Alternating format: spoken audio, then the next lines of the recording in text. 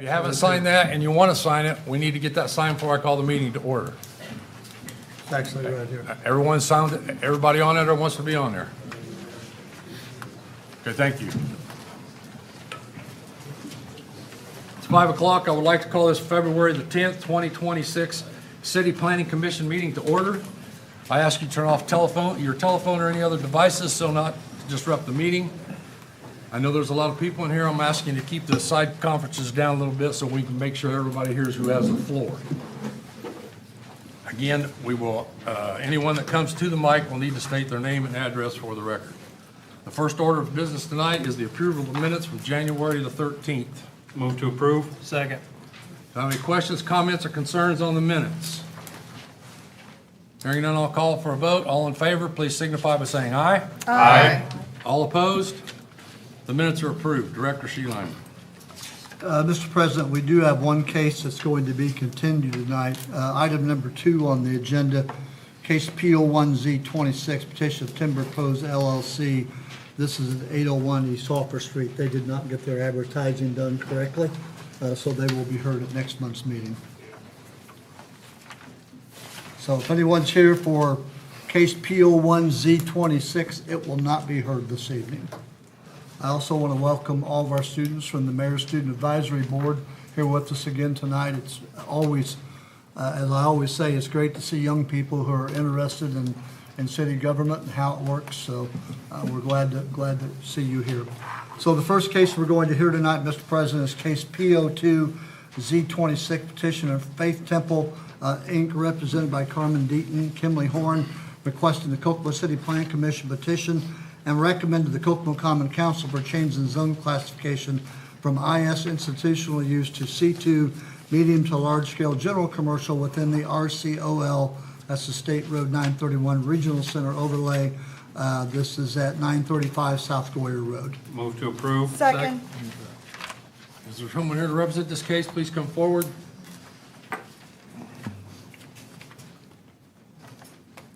Hello, Carmen Deaton, 500 East 96th Street, Indianapolis, Indiana.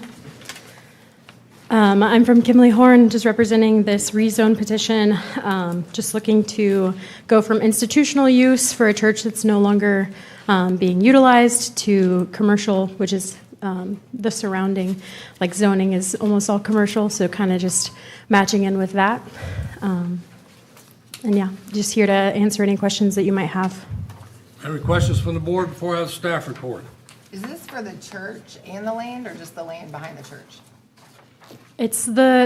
Currently it's one parcel for the church and like the parking lot to the west. Okay. And so we would have to do a subdivision process and, replat it because it hasn't been platted before. But yeah, it's like 2-ish acres. Thank you. Any other questions from the board before I have the staff report? Director Sheeline, please. Staff report for case P02Z26, Carmen Deaton on behalf of Faith Temple, Inc., is requesting that the address parcel listed above be rezoned from institutional to C2 medium to large scale general commercial within the State Road 931 Regional Center overlay. This will be the location of a future commercial development. The petitioner has been made aware the parcel must be subdivided. Adjoining property uses and zonings to the north, R1 very low density residential and C2 medium to large scale general commercial. To the south, C2. To the east, IS institutional use in R1 and C2, and to the west, C2. According to the City of Kokomo Comprehensive Plan Future Land Use Map, the area of South Goyer Road is located in an area proposed for office, high-tech, light industry. The office, high-tech, light industry is an area designated for employment centers that utilize medium to large-scale buildings with medium to large-scale parking lots. Also, the facilities have low traffic, environmental, and aesthetic impact on surrounding areas. Land use goals to encourage orderly and responsible development to promote health, safety, and quality of life of residents in the City of Kokomo while maintaining Kokomo as a leading community for affordable housing. Relevant land use objectives are to encourage adequate land for residential, commercial, industrial, institutional, and recreational uses, designate specific districts in the community suitable for residential, commercial, industrial, institutional, and recreational uses. The goal of the City of Kokomo Comprehensive Plan Transportation Map is to enhance connections throughout the city for improved safety, function, and efficiency for all modes of transportation, including vehicular, bicycle, and pedestrian networks. According to the transportation map, this area of Goyer Road is defined as a minor arterial, which is a street that collects and distributes traffic to and from collector and primary arterial streets. The traffic count for this area of South Goyer Road is 3,356 cars per day. The staff requests that the board forward a favorable recommendation to the Kokomo Common Council. Any questions from the audience on this case? Any questions from the board? Hearing none, I'll call for a vote. All in favor of case P02Z26, please signify by saying aye. Aye. All opposed? The motion carries. It will now go to the Common Council and presented there by Councilman Griefu. Director Sheehan. Next case is case P03Z26, petition of Howard County Economic Development Commission, represented by Commissioner Jack Dodd, requesting the Kokomo City Plan Commission petition and recommended the Kokomo Common Council for change in zone classification from R1 very low density residential to IS institutional use. This is for property at 718 South Dixon Road and 2200 West Markland Avenue. Move to approve. Second. Thank you, sir. Good evening. My name is Jack Dodd, Howard County Commissioner, and we're here to ask for this rezoning for the Howard County Jail, which we are rebuilding at the corner of Markland and Dixon. The county purchased this 48 acres to build this new jail. Any questions from the board before we have staff report? Director Sheehan. Staff report for case P03Z26, Howard County Economic Redevelopment Commission is requesting a change in zone classification. The owner desires to rezone from R1 to IS for future development. The owner still is aware the lot will require subdivision, as this is the potential location of the new Howard County Sheriff's Department / jail. Special exception for the intended use is also required. The adjoining properties are zoned as follows: to the north, IS institutional use and R2 low-density residential; to the south, R1 very low-density residential and HI high-intensity industrial heavy manufacturing; to the east, IS institutional and PR park and recreation; to the west, R2 low-density residential, agricultural, and HI high-intensity industrial heavy manufacturing. The requested zoning is compatible with the neighboring zonings that border this location.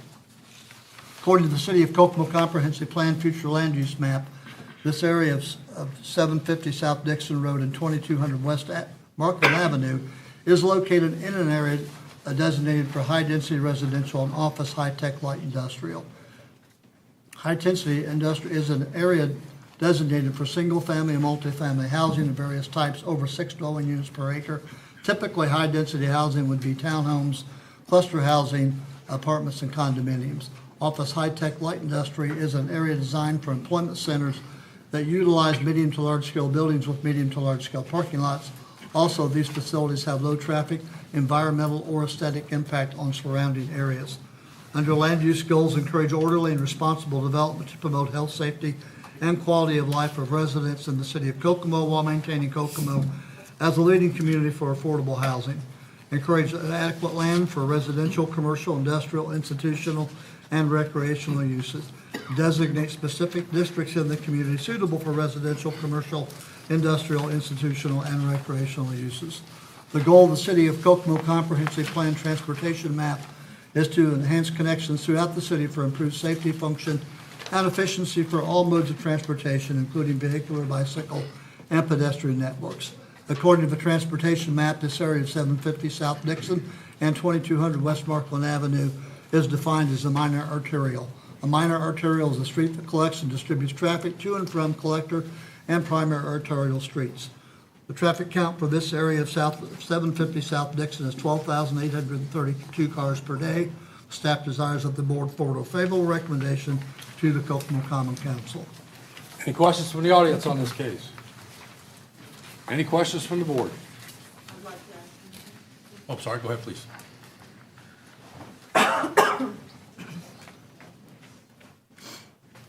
My My name is Ann Eames, 329 East Furman, Kokomo. Just a quick question. Has there been some good water studies and soil studies? Because I do know there's some contaminated water in that area. I just don't want in 5 years there'd be a lawsuit. We put prisoners over a contaminated area of any kind. So has any studies been done on that? Who would know that? We wouldn't know that at this point. This is a rezoning, not a development plan, so we don't have the data on what's even being proposed because it hasn't been submitted yet, so.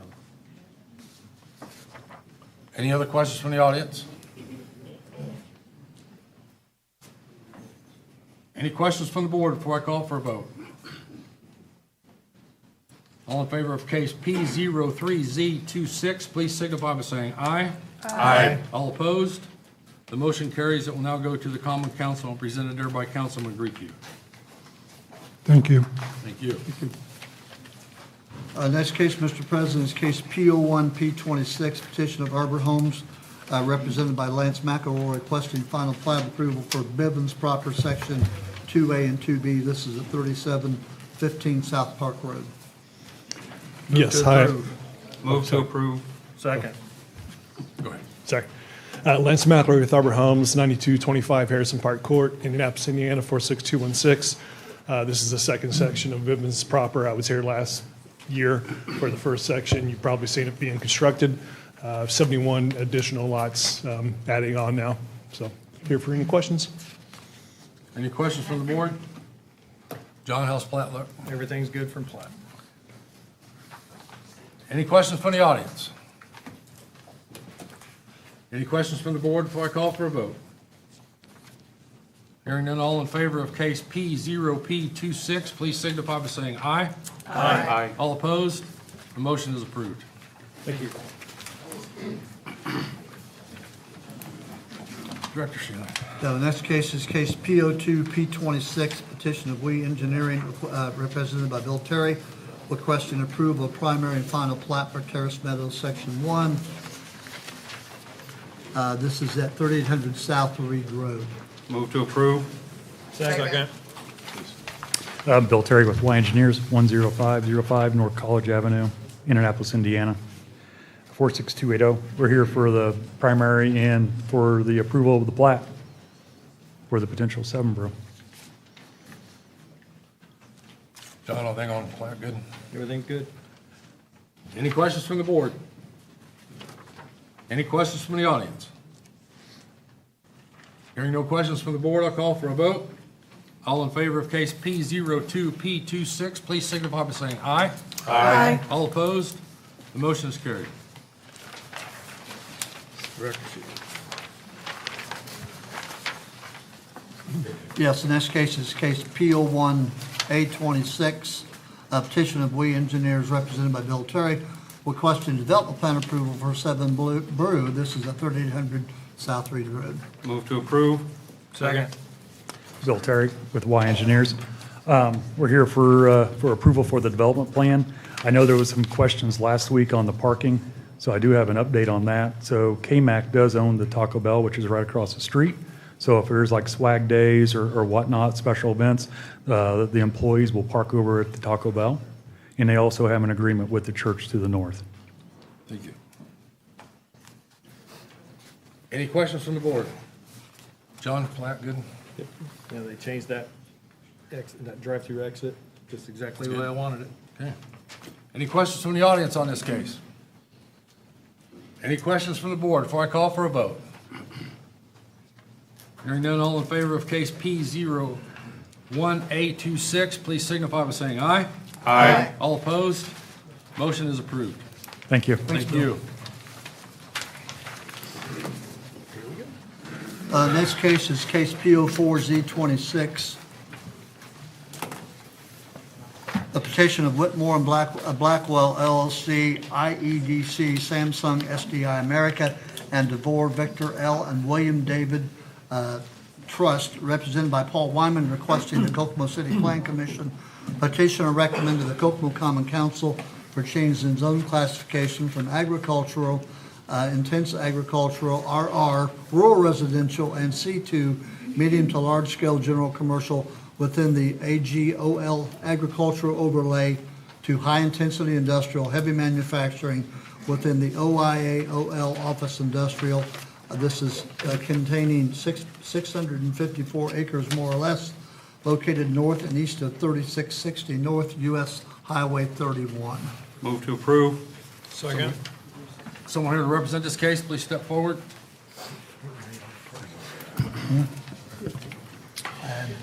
Good evening, ladies and gentlemen. Paul Wyman, 1533 West Lincoln Road. I handed out to you in advance the picture that you see on the screen so that you could have a copy in front of you. I'll be referring to that document quite a bit in our conversation this evening. I also have a couple other people with me that will speak as part of the petition, and after I get through my part, I'll have them come up and share some additional information with you. Last Thursday night, I held a public information meeting for many of the landowners out in this area. It grew larger than that, pretty similar to what you see here this evening. And the information that I shared with everybody the other evening is what I'd like to walk through with you all tonight. The reason I like to have those meetings in advance on issues like these is to give people an opportunity to see what the project is and have an opportunity to get prepared and come with really good questions and have some good dialogue. And I felt like we had really good dialogue the other evening. And so what I'd like to do is just kind of walk through on behalf of our petitioners as to how and why we've arrived at this location for the additional industrial park for Kokomo and Howard County. And in order to do that, I think we have to go back and understand the history of this location, and I think that will help us understand how we've arrived at where we are. So back in 1998, if you look at the map that you have there, and for those looking at the screen on the left side, the largest white building left of the lower purple section, that is, at the time, was a Chrysler transmission plant that was built.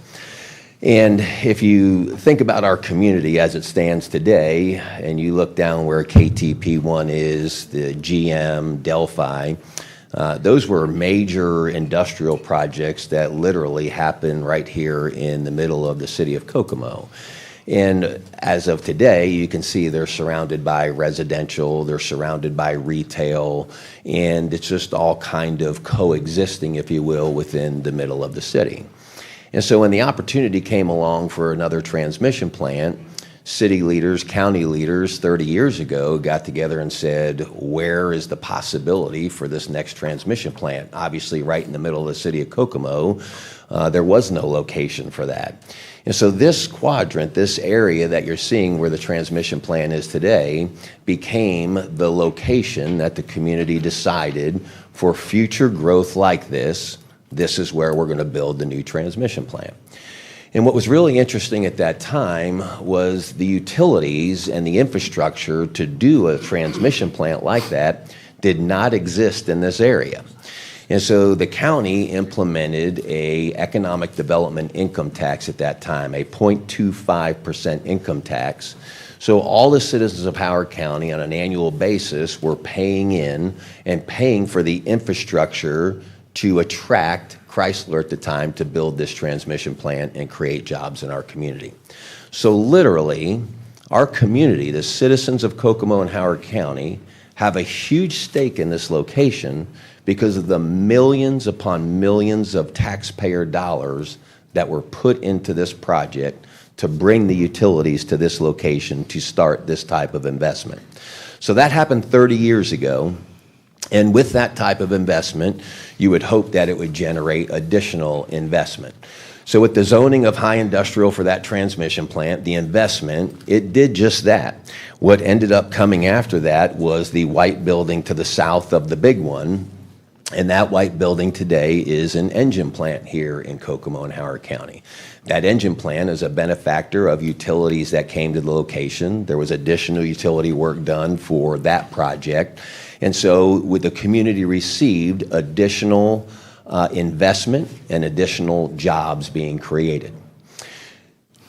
When those two were there in 2013, along came the bypass project. And the bypass project, there was a tremendous amount of economic development discussion. And this area really got zoomed in on when we were talking comprehensive plan and what is truly the opportunity for industrial growth in our community.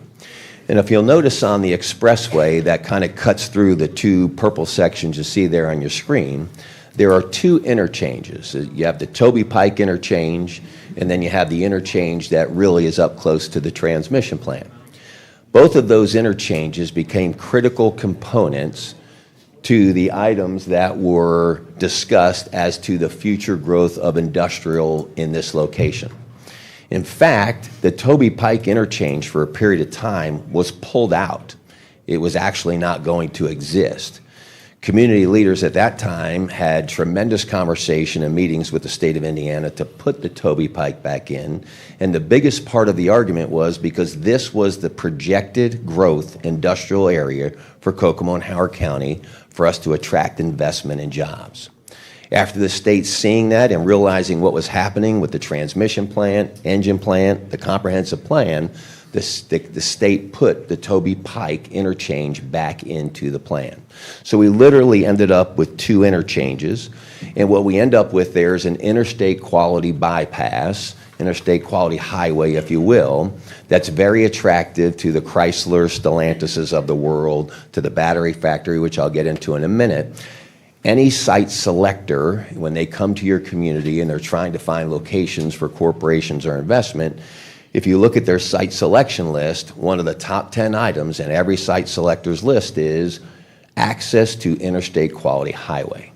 And the reason these two interchanges became critical in this area was because if we were going to attract investment, we wanted to show corporations that they could get their trucks onto the expressway and get them north and south in a timely fashion without going through a bunch of stoplights in the community.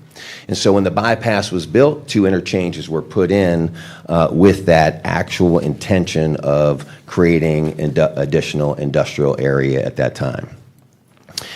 Next came additional industrial park ground.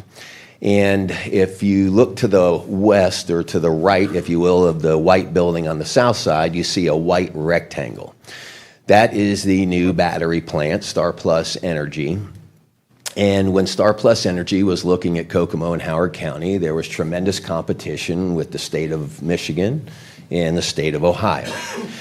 And in all of the presentations, the Star Plus and the efforts to attract them to choose Kokomo and Howard County, we were able to show them several things. One, the interchange. Two, other industrial in the area. Three, a workforce that was available to them. And fourth, the city and Economic Development Alliance and the IEDC all had the foresight that we would have some industrial ground and created an industrial park, if you will. And when the decision was made by Samsung to invest $4.5 billion in our community, they ended up taking all of the industrial park ground that was there, which I think was somewhere a little over 400 acres. So the attraction by having industrial land, that we were able to say to Samsung, we have land available ready to go, speed to market became a critical component of us being able to attract Samsung and Stellantis to that area versus our competitors in other states. So having land and saying speed to market is critical provided some success and an opportunity for us. Well, with that battery plant, if you'll look north of the battery plant, north of that rectangle, that is where the projected second plant is going. And then north of that, recently, Samsung acquired another 200 acres. So if you start putting all the pieces together and you realize that you have an engine or a transmission plant, an engine plant, a battery plant, and now the addition of a proposed second battery plant, and then the acquisition by an international, worldwide recognized corporation to buy an additional 200 acres in that area for expansion, you can see how and why we're starting to hone in on why this area has been identified and has become a critical component to the future success of our community. Well, in all of that work, one of the things that had to happen here was, as a community, we did a great job getting utilities there for the transmission and engine plant, but we needed a significant upgrade of utilities. And so another strong component as to why this location is so important for industrial is this area received several hundred millions of dollars of utility upgrade. We brought a gas line from Walton, Indiana, all the way to Kokomo, Indiana, buried all the way, 24 inches. I think it was about a $200 million project. About $100 million of that came back to us here in Kokomo from state taxes that everybody's paid in this room, came back in the form of an incentive from the state.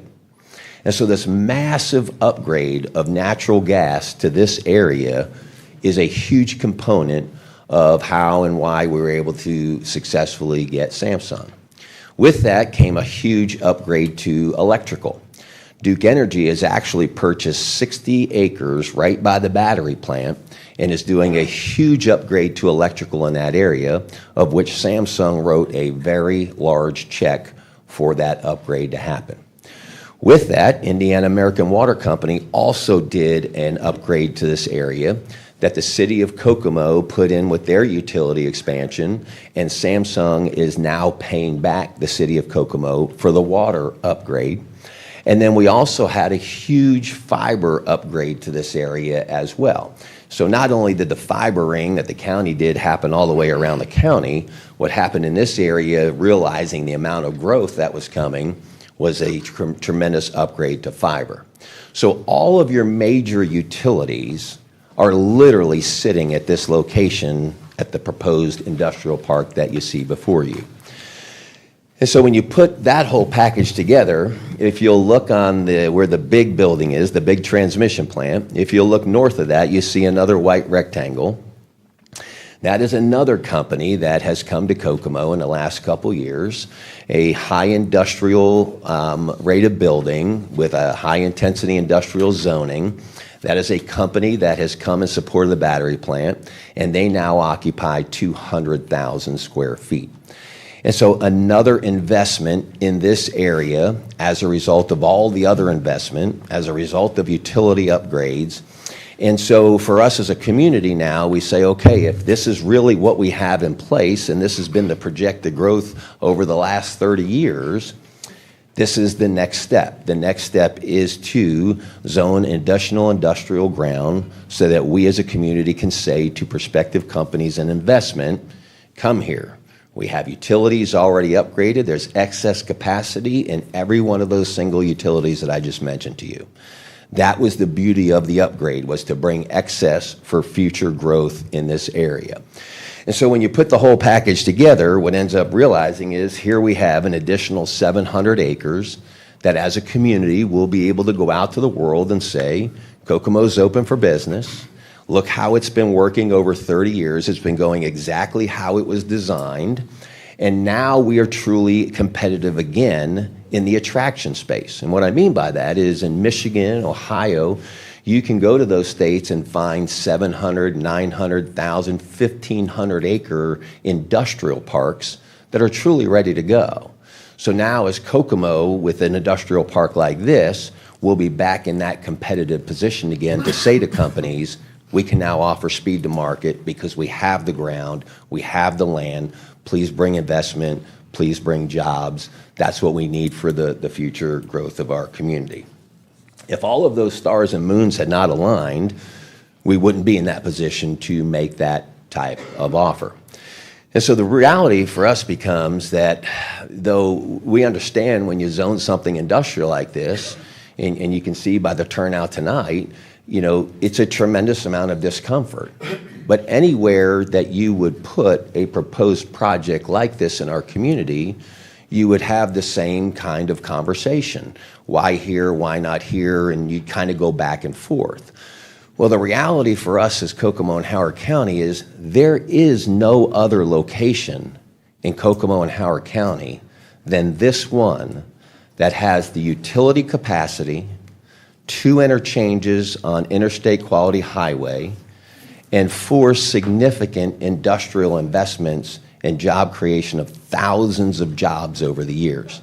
There is no other location than this that has that right now, which is why this area is being proposed, being consistent with the projections for 30 years and the comprehensive plan. And so when you look at, you take into consideration a $4.5 billion investment, it's an opportunity to capitalize on that. And so with all of those reasons, and this being the projected area, that is our request tonight, that we continue on with growth for our community and zone this industrial. I'd like to ask Kyle Chambers to come up and share a little bit of insight on this area, and then I'm going to have Lori come up as well. Kyle? Thank you. Kyle Chambers, 1 Indiana Square, Suite 3500. I'm an attorney with Taft Law here tonight, specifically on behalf of Indiana Economic Development Corporation, otherwise known as IEDC. My goal here tonight is just to give you guys a short history of IEDC's ownership of its particular parcels, which are the vast majority of the purple area below US 31, and to give you some more context on our involvement in these rezoning proceedings. So as a general matter, IEDC represents the state of Indiana in the identification and promotion of potential economic development sites and is committed to attracting and supporting new business investment and creating new and better jobs for Indiana residents. In keeping with that goal, the city approached IEDC in 2023 and 2024 with an opportunity for IEDC to acquire a handful of parcels that you see before you south of 31, with the goal of working together with Kokomo to market those to end user industrial developers. In early 2024, to increase the marketability of the land and ultimately to facilitate the sales that Paul Wyman was discussing just a moment ago for the second phase of the battery plant, as well as for the eventual sale to Samsung, IEDC did rezone 170 acres south of the purple area. At that time, IEDC had not yet purchased all of the properties that now make up the area that it owns. For that reason, IEDC at that time did not choose to annex or rezone the property. Since that time, IEDC has acquired all of the land and has been marketing it and waiting for a good opportunity to rezone and annex the property. In late 2025, the city approached IEDC requesting that IEDC consider joining these pending proceedings, as the city had always been aware that IEDC's plan was to eventually annex and rezone the rest of its property as it did to the south in order to bolster the marketability of the site. IEDC, having at the time and still today having no identified end user for the site, thought it a prudent idea to go ahead and participate with the rezoning to further make the site more marketable and enticing to potential end users. IEDC wants it to be known that IEDC does not have any business connection with the northern parcels and is doing this rezoning process solely to run essentially the same play that it did in 2024 to pave the way for additional developments for the city. Thank you very much. At this time, I'll pass it on to Lori.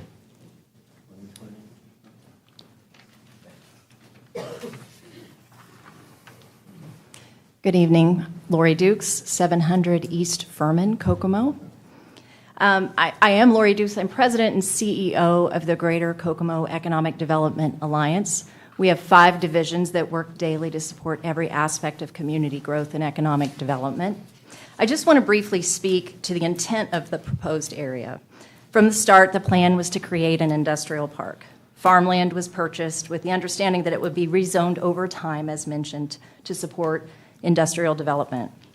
Part of that plan is already in motion. A portion of the land has been rezoned, and today it's home to StarPlus Energy, as we've mentioned. What's before you now is simply the next step, rezoning the remaining land so the full vision for this area can be realized. It's a vision that's remained unchanged, along with the Alliance supporting in 2017 a Duke Energy grant to pursue a shovel-ready site for site selectors. From our perspective, having development-ready industrial land is critical. We regularly receive requests from site selectors and are looking forward to an inventory that we can continue to supply to these opportunities for growth. This request follows an established plan. It builds on success that we have already achieved in the area. We're excited to take these next steps for future growth, and we respectfully ask for your support. Thank you, guys.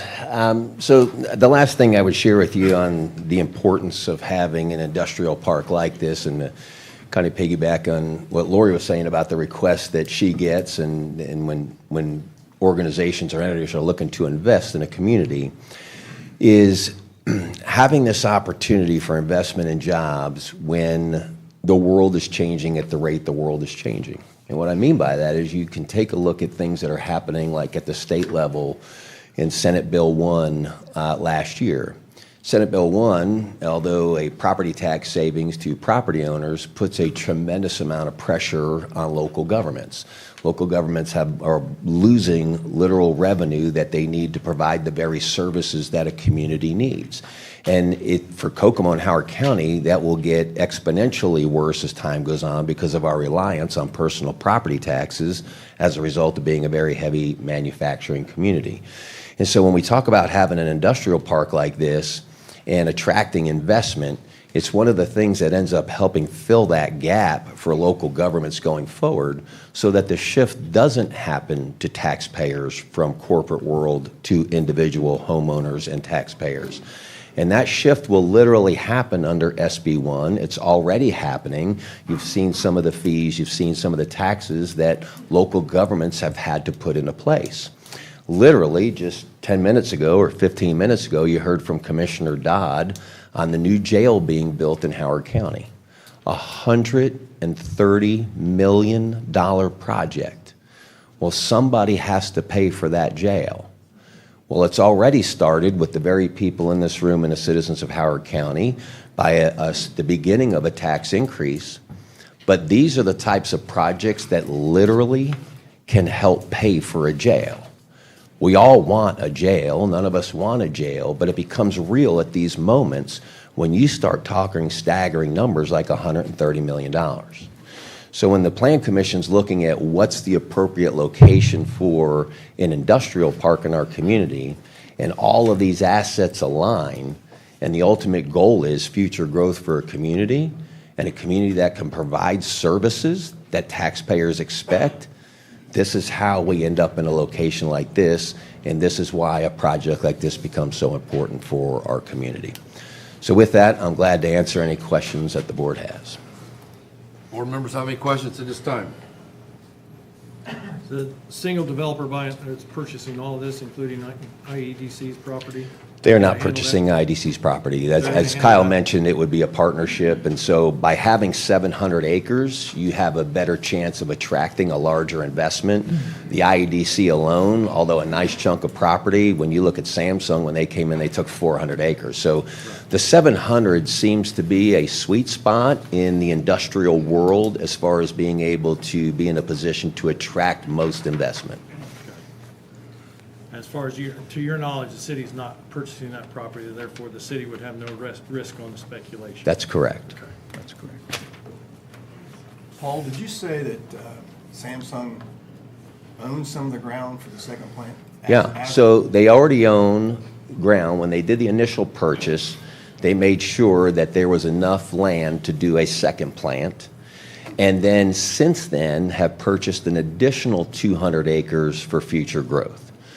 The best thing that I could possibly explain to this room and to our community, Samsung is like one of the greatest companies in the world, not like just here, like truly the world. The products that they sell are truly remarkable.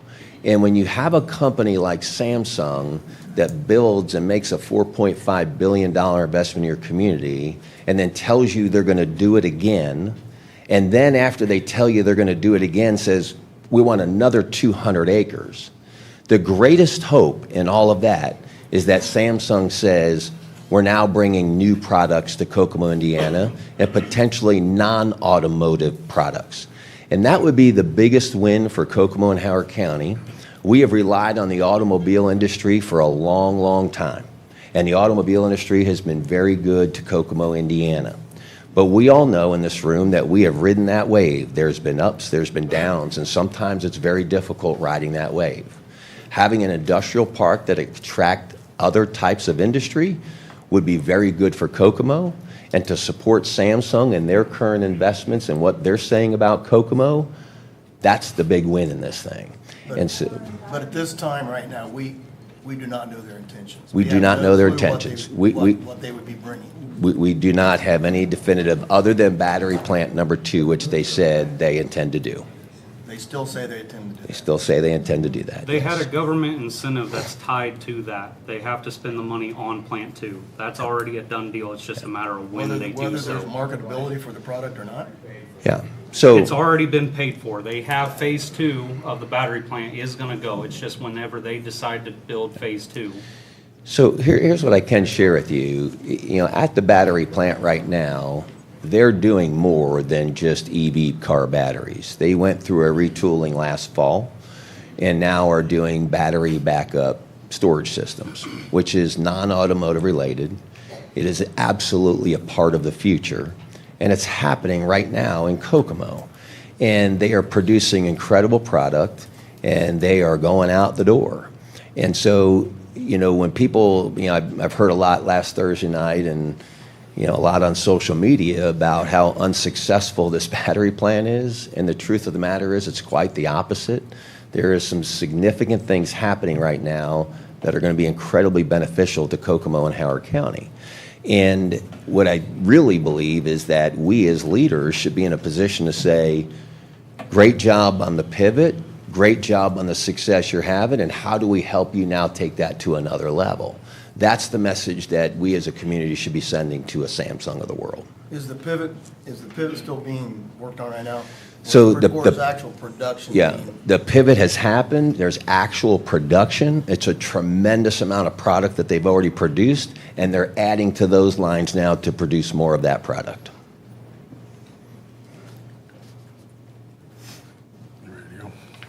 Any questions from the board before I go to the audience? Director Shealy. Thank you. Did you want to? Sure. Yeah. I put you on the spot. Now that we have a captive audience here tonight, and we have so many people here, I want to try to just take a second to clarify what we're hearing tonight and what we're not hearing tonight. So the role of the Plan Commission is advisory. Basically, we have a couple of choices. One is to give a favorable recommendation. The commission can give an unfavorable recommendation, or they can give no recommendation. But regardless of what happens, that ends up being certified and then sent to the Common Council for the final vote. So regardless of what happens tonight, at the end of the night, and we'll give everybody a chance to talk, but this is gonna probably end up going to the Common Council no matter what happens. So I want everybody to be aware of that. The second thing is that the Plan Commission has different roles, one of which is development of, or approval of development plans. So earlier tonight, you heard the approval of a development plan for Seven Brew.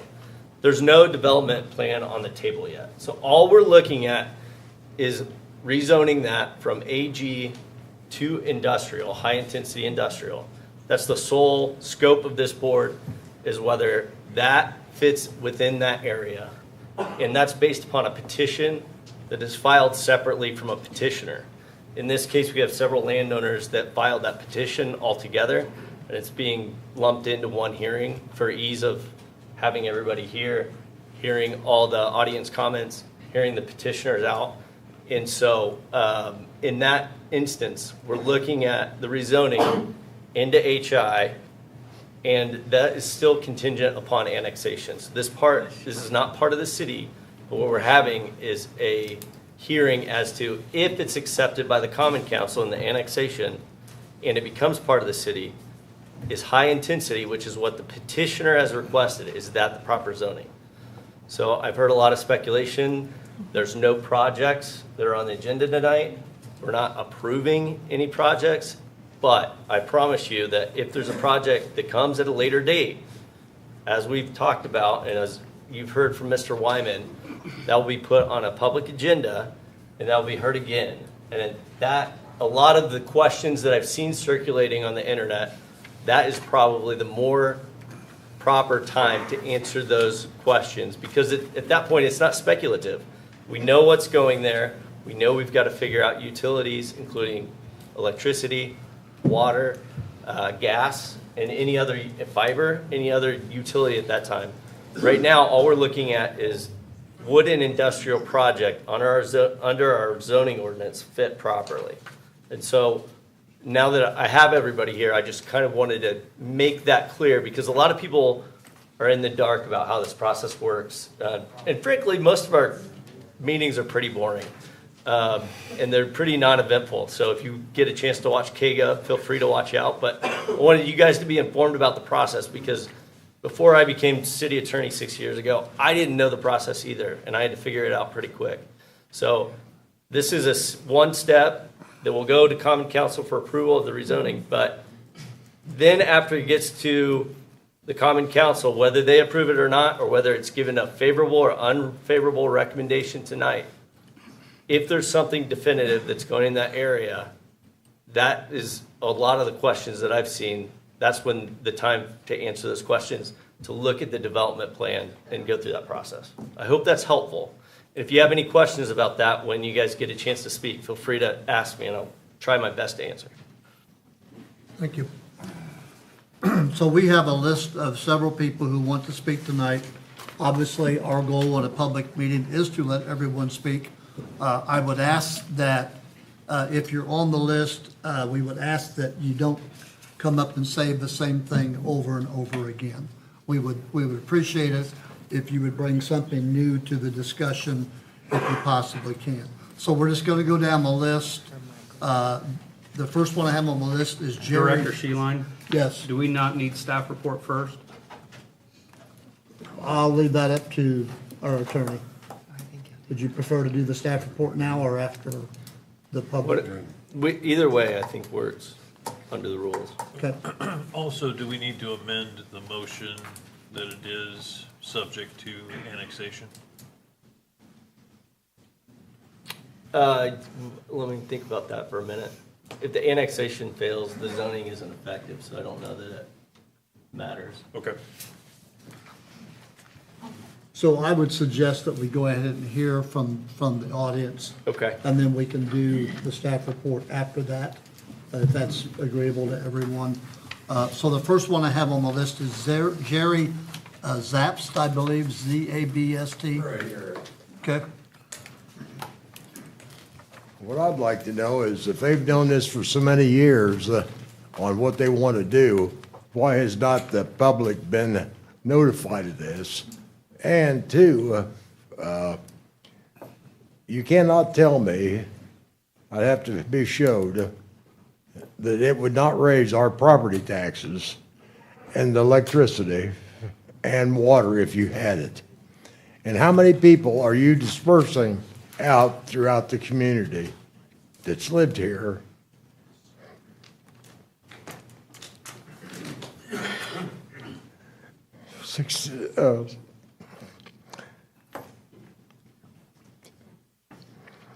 Sorry, 60 years maybe. And I don't think it's the way to go about it. There's other places in this county or other counties that can provide the same thing. And just like he was saying, when Delco and Chrysler was built or thought about building, there wasn't that many people to move out about the county. And there's people in here that's got kids that's going to school here, and they're going to be moved to other places, and it's not one man's decision to make that decision, I don't think. It's a group. It's the group that lives in that immediate area that needs to make a decision on what should be done and how it should be done. Because there are just too many variables to all this. And so that's all I have on it. Thank you.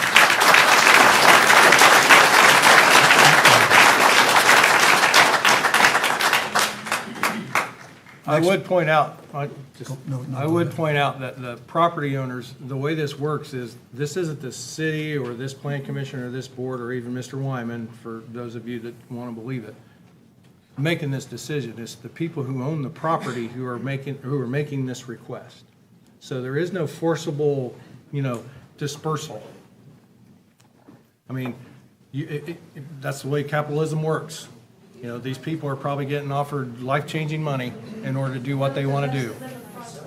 So, Folks, they have property rights. The people who are selling this property have property rights as well. We have to protect all of those. Across the road, we have a right too. folks, we're all adults here. Let's please be adults about this. I mean, I get it, I get the emotions are high, but let's be adults, please. If you have something to say, you should have signed the list when you first came in, okay? Next on the list is Emma Bowser, I believe.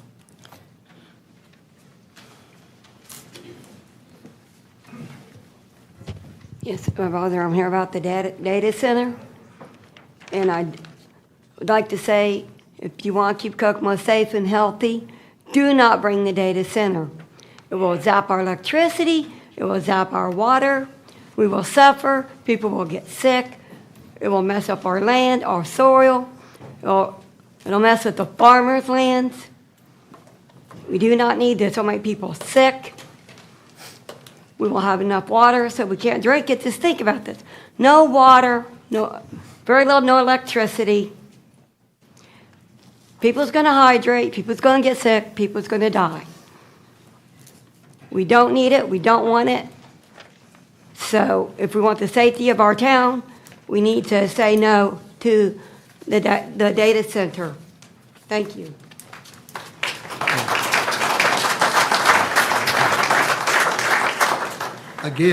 Again, keep in mind, folks, what this board is voting on tonight is an industrial park. I will go out on the line here and say, is a data center a possibility down the road? Possibly. It could possibly go into that. We already know. Okay, if I hear one more remark like that, you're going to be removed from the meeting, okay? We're adults here. Act like it, please. Ridiculous to be like that. It is not already a data center. I can guarantee you that. Is it a possibility? Yes. There's always a possibility for that. And when you get into high industrial like this, there is always that possibility. But as of right now, there is no data center. As Mr. Ethlick said, if that becomes a reality, we will have other public meetings to discuss all that, to discuss water, electricity. We will have meetings to do all that. The city will do their due diligence to try to get everything in place before we have those public meetings. This is just for rezoning for the industrial park. Okay, the next on the list is Christina Dicken, I believe. I hope I pronounced that right. Good job. Hi, my name is Christina Dicken, and I live on 500 North. I've lived there my entire life. I built a new home there across from my parents. All of my neighbors I grew up with, including the ones that are on 450. And my question is, if the rezoning goes through and the people on 450 are basically screwed out of their country, beautiful homes, for 4 generations of families have lived and raised their children, what is the plan for the houses and the land north of 450, and when is enough enough? Is there anyone for this that won't profit from it? Thank you. Thank you. Next on the list is Ali Pond, I believe. I hope I'm pronouncing all these names properly. Go right ahead. I don't know who's yelling back there, but you can stop right now. I've had it with you already. She asked a question. This is rezoning. That's what I've tried to explain to everybody. Some of those questions we can't answer yet. This is just for the rezoning. When something comes in and those questions come up, we'll hopefully have the answers for all that. Until that happens, some of these questions we don't have answers for yet. This is just a rezoning. I'm sorry, ma'am. Go ahead. Oh, you're fine. Good evening. My name is Allie Pond. I live at 5221 North, 200 East, and I'm a third-generation homeowner in the area proposed for this rezoning and development. I poured my heart and soul and savings into my home, and I now have 2 young children who attend Howard Elementary just 2 miles down the road from the proposed rezoning area. And I'm hopeful that they'll experience the same kind of safe, quiet, and rural childhood that the 3 generations before them have enjoyed. I want to be very clear to the commission tonight that this proposed rezoning and development is strongly opposed by my household and clearly by the amount of people here tonight, my neighbors and the city of Kokomo. Our community is ruled by design and by choice. We invested here with reasonable expectation that this land would always remain agricultural and low density, unknowing to us that a plan was laid out 30 years ago to always develop this part of the county. If we all would have known that, different decisions could have been made, financial and emotional investments could have been halted. Sorry. I believe a large-scale industrial or commercial development is incompatible with the character of this rural community, and it undermines the very reasons that families chose to live here and stay here for generations. Sorry, I have kind of a speech all jumbled up here. You're fine. You're fine. Obviously, depending on what's developed, regardless, it's going to be using a lot of utilities. I have concerns about that. I have concerns about the environment, regardless if it's a data center or another factory or a nuclear plant or whatever. So I just ask that proper environmental studies are done. I reached out to the environmental health director of the county to ask these questions and get them involved. I believe we are also worried for septic and groundwater contamination, increased noise and light pollution, traffic safety for everyone, but for especially our children who ride down these roads. And I think our declining property values for surrounding homes, and the precedent it sets for encroaching onto remaining farmland. I talked earlier with Mr. Grieco about a local cemetery across the road from the rezoning area that I was concerned about. I contacted the local preservation officials to get information on this, about the cemetery protections, and I respectfully ask that this zoning be denied due to foreseen increased infrastructure that is adding more utilities, widening that road on 450 where that cemetery is at. It could be a disturbance to that cemetery, which is very historic, by the way. The oldest one I found was 1798. Not to mention, if this zoning follows suit with the battery plant, we will not see a dime of this money in the county. This money will go to the city of Kokomo to be used for more infrastructure to the immediate district. The people this affects the most will benefit the least of all through tax abatements and TIF districting and all other non-citizen benefiting incentives. The development will not provide the relief that the petitioner is advising to you it will. I have legitimate fears for my neighbors on 450 who, if they choose not to sell, may face eminent domain through the city or the county, depending on what's decided to develop there. And I also like to voice my concerns about the ongoing investigation against the IEDC. The House Resolution 1511 states that they are doing an investigation. They developed a committee, and that is set to resolve on July 1st. And this is looking into the IEDC's conflicts of interest, financial mismanagement, and overall cultural secrecy. And I feel like this must be resolved before we can decide on rezoning this area that will benefit the IEDC.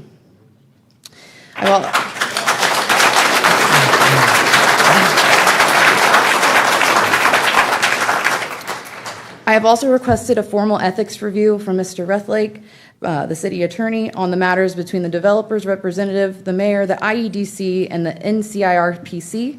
I see enough reason to take pause, investigate, and possible confidentiality breaches, possible conflicts of interest with which the IEDC is already being investigated for in another entity.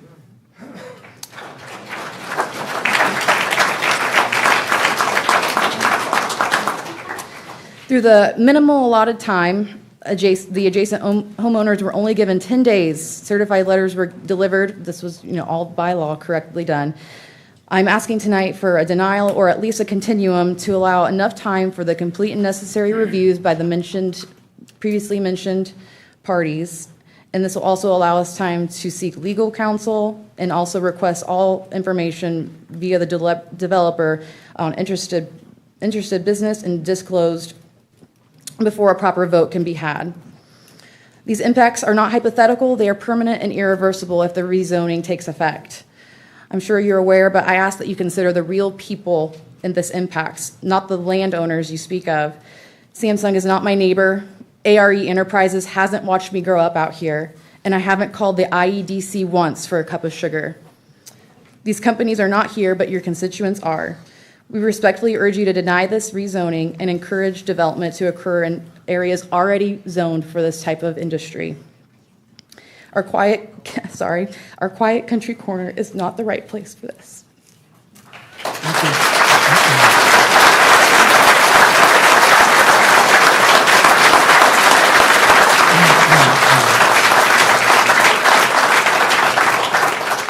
Michael Bowser.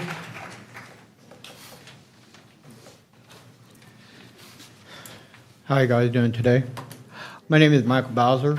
I have lived in this town for 30-some years. I have seen projects come and go. I have seen things in Kokomo that benefited and both did not benefit this town. When we're talking about redistricting and rezoning for country to industrial, we're looking at Kokomo being the powerhouse of agriculture. We're looking at industrial coming in and taking away what made us the agricultural powerhouse that we was. Why can we not find projects that benefit Kokomo, like small nuclear power plants or small thorium power plants? We can invest our time into power. We can invest our time into things that generate wealth and money into our town. Small nuclear power plants can generate not only affordable, clean energy to give us income, but to sell to other towns to help both Howard County and the surrounding counties around us. We have rivers, lakes, things that are suffering due to the windmills and the solar panels, destroying our land. The Wildcat Creek is highly polluted, but I've seen no effort to clean our water. We have hard lime, calcium buildup. Our coffee pots and our appliances don't last as long as they used to.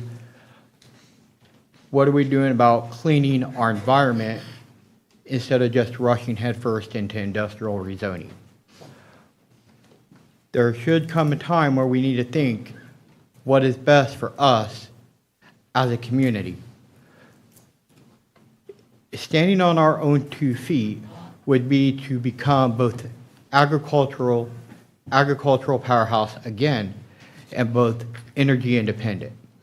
We can create energy independence here in Kokomo, both through small nuclear power plants and or thorium power plants that are both equally as safe, can provide reliable power to the citizens and other surrounding counties that we have partnerships with.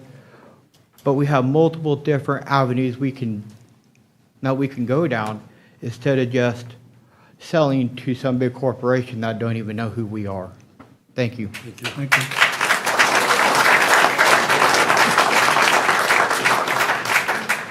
Kathleen Hoover.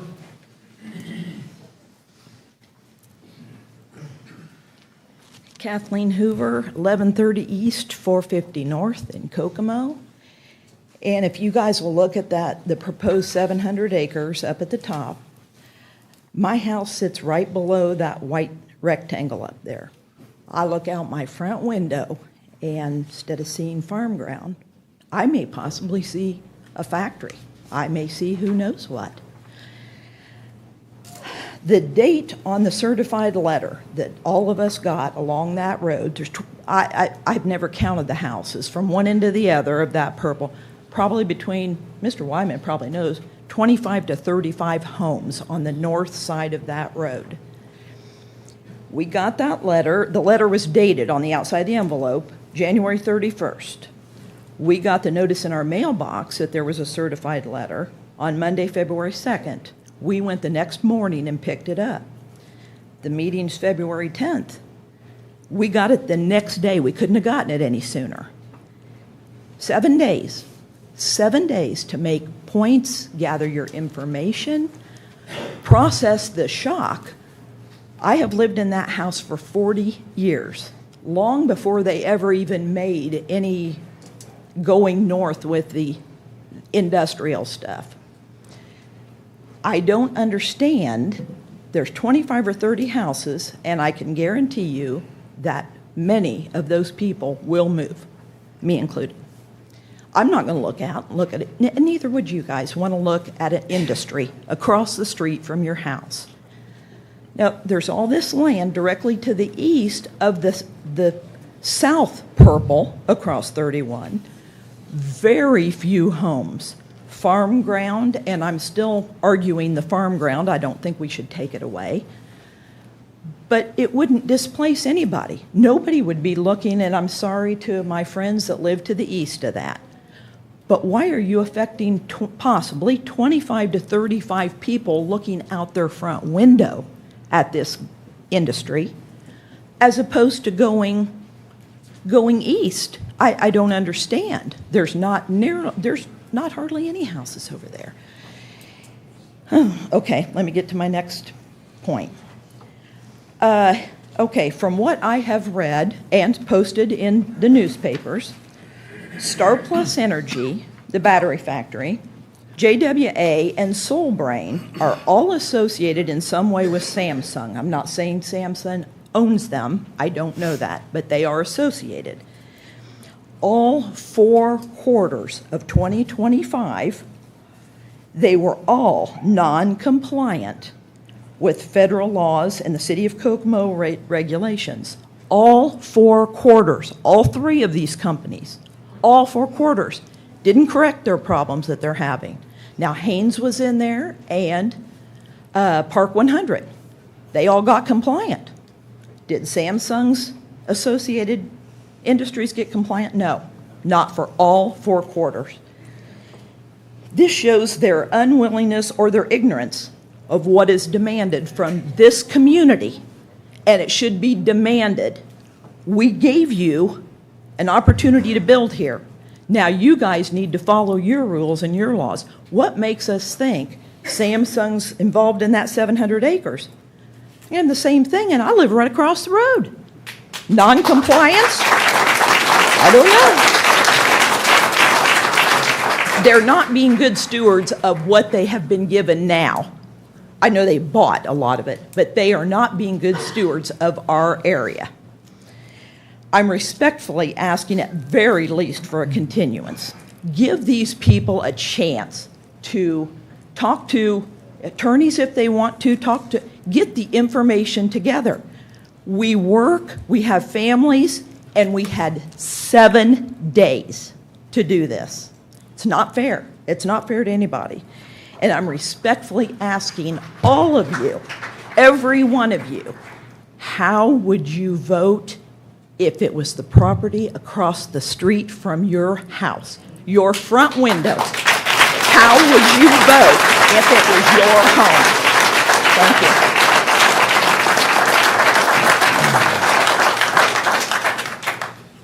Gary McNew.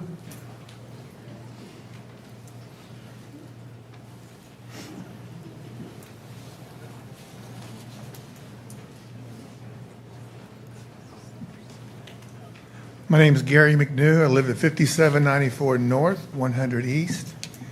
And I'm glad we decided to leave the map up because I have several points I'd like to make regarding that. First of all, let me say this. I'm not opposed to growth. I'm not opposed to growth. I'm not opposed to industry. But I think there's an appropriate way to go about it before we can make this decision of where it's going to go. And we'd at least like to know, there has to be some idea about what's coming in. And I'm sure there is, but it's probably non-disclosed. But you have, I guess the problem that I have is I'll go to my notes. It'd probably be better for all of you, okay? I'm just a little confused as to why the City Planning Commission would entertain rezoning petition, hold a public meeting for property that's not in that's in the county. Why is the city holding the meeting for property that's in the county? I don't understand that. I might be able to answer that. Okay. Part of that's because the property that is in the purple is not, it's currently located in the county, and then it's not located in the city. So it's not within the corporate limits of the city of Kokomo. And so the petitioners, the owners of that land, have filed a petition for annexation, which means they've 100% of them have signed and asked to be included within the boundaries of the city of Kokomo. Okay. And so as part of that, if they are approved, then we have to figure out zoning for those areas. Right now, the closest that they have in the county is, most of them are AG, and there's a couple others that are similar, that rural residential intense agricultural. So they filed that contemporaneously so that they can hear both. But if the annexation is approved, then obviously the rezoning can't take effect because it's not, we don't have the power unless it comes into the city. Well, I still think it seems to me it's a little backwards, but that's just me. I just didn't quite understand that. And the other thing is, can you explain to me this? How can Whitmore and Blackwell LLC, who's described as owners, upon the application of petition, they're described as owners, okay? So as they are described as owners, yet you go out to Beacon, you look at Beacon, and it's all listed under the property owners that are local. Some local, some not. But Whitmore and, Blackwell are not listed there in Beacon. So how can those be described as owners in the application of this rezoning petition can make a request when it doesn't appear that they own any property that we're discussing? Okay? From the application that I reviewed, it looks like there were contractual language to allow them to rezone and request annexation. Well, the thing that I have, I'm glad you mentioned that, because I also know that there are several, I think Whitmore and Blackwell LLC have made commitments or offers, and these offers to purchase have been accepted by every one of those in the north side. I'm only concerned right now the north side, the northeast side of 31. Okay, that area that's right across from Chrysler, that's been developed for what, 2 years now, and IEDC's not done anything with it. You've done nothing with it, and so now you're waiting on. Oh wait, we've got an opportunity here for 445 acres. Let's jump on board. Let's go. Who do we need to talk to? And Kyle, I think you said something about I don't know if you contacted someone or someone contacted you. I'm not sure about that. How you were informed about it. But I personally don't like it. I think it looks a little shaky. Okay, so then I want to go on to say that my original question, why was the rezoning petition submitted by Whitmore Blackmore LLC when Beacon does not show them as landowners? But then I see that Paul Wyman from the Wyman Group's acting as their agent. You know, another thing that's interesting, and I'm not trying to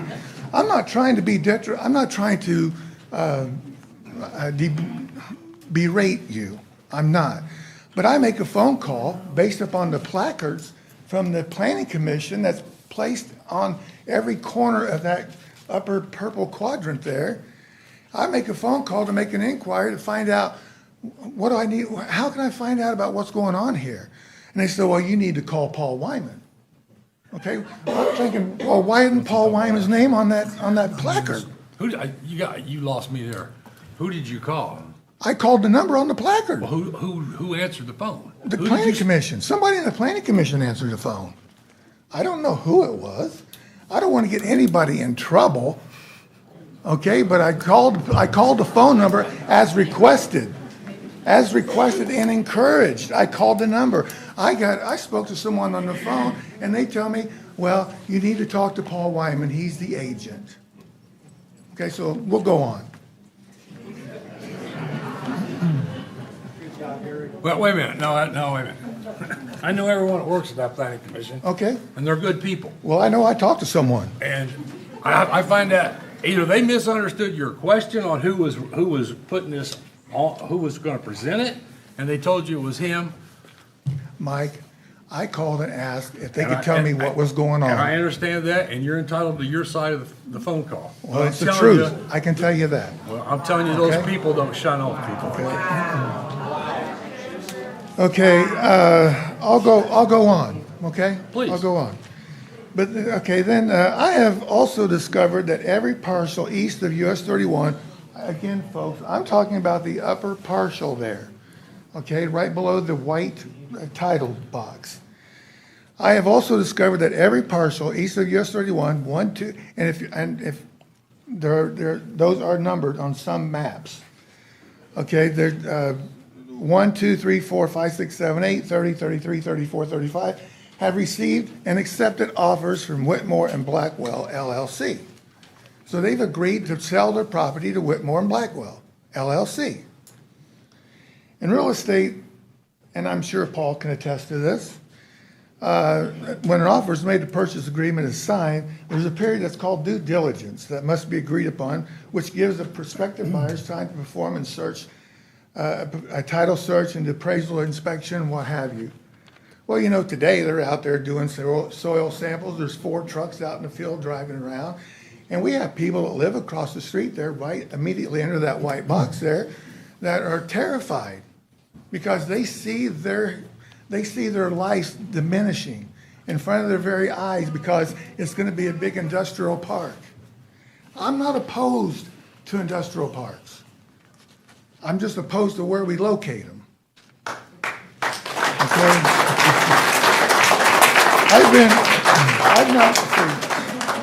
I've not been able to find a period of time that had been agreed upon, but maybe to find out, there's a period of time for this, I think it's called, for these people to do their search, these potential buyers. I've not been able to find a period of time that's been agreed upon, okay, with these folks that have already signed agreements that they will sell, okay, but it seems that maybe it's been redacted from their submitted applications. I get an application from the Planning Commission, and it's full of black pages. All I can tell is who the property owners are. That's all I can tell. I don't know anything about, I still don't know any more about what's going on, except for there's purchase agreements in there. There's purchase agreement. This has already been done, folks. The property's already been sold. It's been agreed to be sold. Okay, last week, Paul Wyman was nice enough to have a meeting so that we could all understand exactly what was going on. Okay, he had informed those in attendance that the average size of an industrial park is approximately 700 acres. Okay, as each of you on the council, you know there's specific guidelines for high-intensity zoning district intent. That's very stringent about what is expected. You can go out to the online to the government site and find out that there's some district intent that should be followed. Okay, and some of that is significant buffering for separation from residential uses. There's, as Kathy had said, there's 30 houses there. 30 houses there. Not only 30 houses. There's property that's been purchased within this year to build a home. The first home that they can say was theirs, that they designed, they want to build, they want to get permits to do it, follow all the guidelines. That's what they want to do. But now this has been crushed because we think it's a great spot for an industrial site. Okay, so then sensitive to environmental protection, minimize light, noise, water, and air pollution. There's a lot that goes with that. Okay, Whitmore and Blackwell LLC was formed in 7/25. July of 25, Whitmore and Blackwell they were formed. The signing purchase agreements on these properties were 9/25. What do you think about that? Just so happens, we were on a fishing expedition, okay, and seems like it certainly appears that Whitmore Blackman LLC went on a shopping spree in Kokomo, Indiana, with the help of the agent, Paul Wyman, and with plans of disrupting the entire northeast portion of Kokomo. Okay, I am not against growth. I'm not. It's important to us, but I think, again, it's where. Okay, so currently Kokomo has 618 acres of developed property for industrial use at this location. This also includes property that is proposed, which is right below the very white square on the bottom, is where the battery plant's at. Those two lots just north of that, it's already there. It's not on the agenda tonight because they've already got plans to build a second battery plant there. It's already there. The plans are in place. It's going to happen. If you add the 220 acres west of US 31 that is owned by IEDC, that's underdeveloped, that brings the current industrial park up to 838 acres. So you've got that lower quadrant, or the lower triangular section there, that's already been, it's yet to be zoned, but it's already been processed as, it's very likely that it's going to be industrial to support that which its neighbors that's got them there in the first place. But no, that's not enough. We need to go give 440 more acres north of here. This will cause major disruption to homes, families, farm ground, and even a cemetery of all things. And I'm going to repeat what was said earlier. When is enough enough? When is enough enough? And I'm going to jump on somebody else's bandwagon here too, okay? We've got industry down there that has several significant non-compliance environmental violations in every quarter of 25. Every quarter.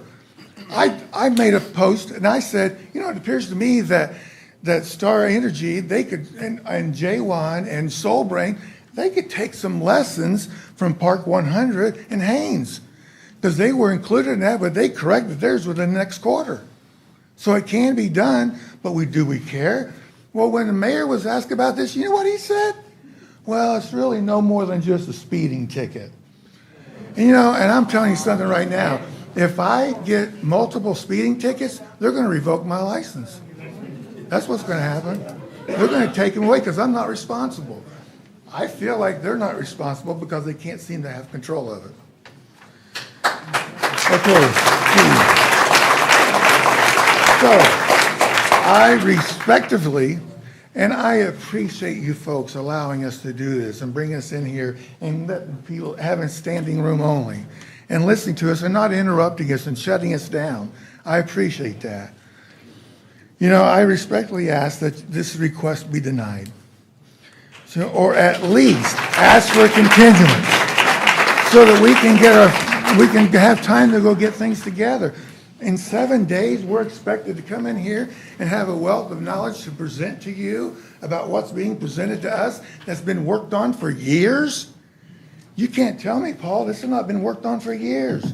It has been worked on for years, and none of us were aware of it until January. We get notices in the mailbox. So nevertheless, there is a way that seems right unto a man, and the end thereof is destruction. And we have to be careful about the way we do our business. That's all.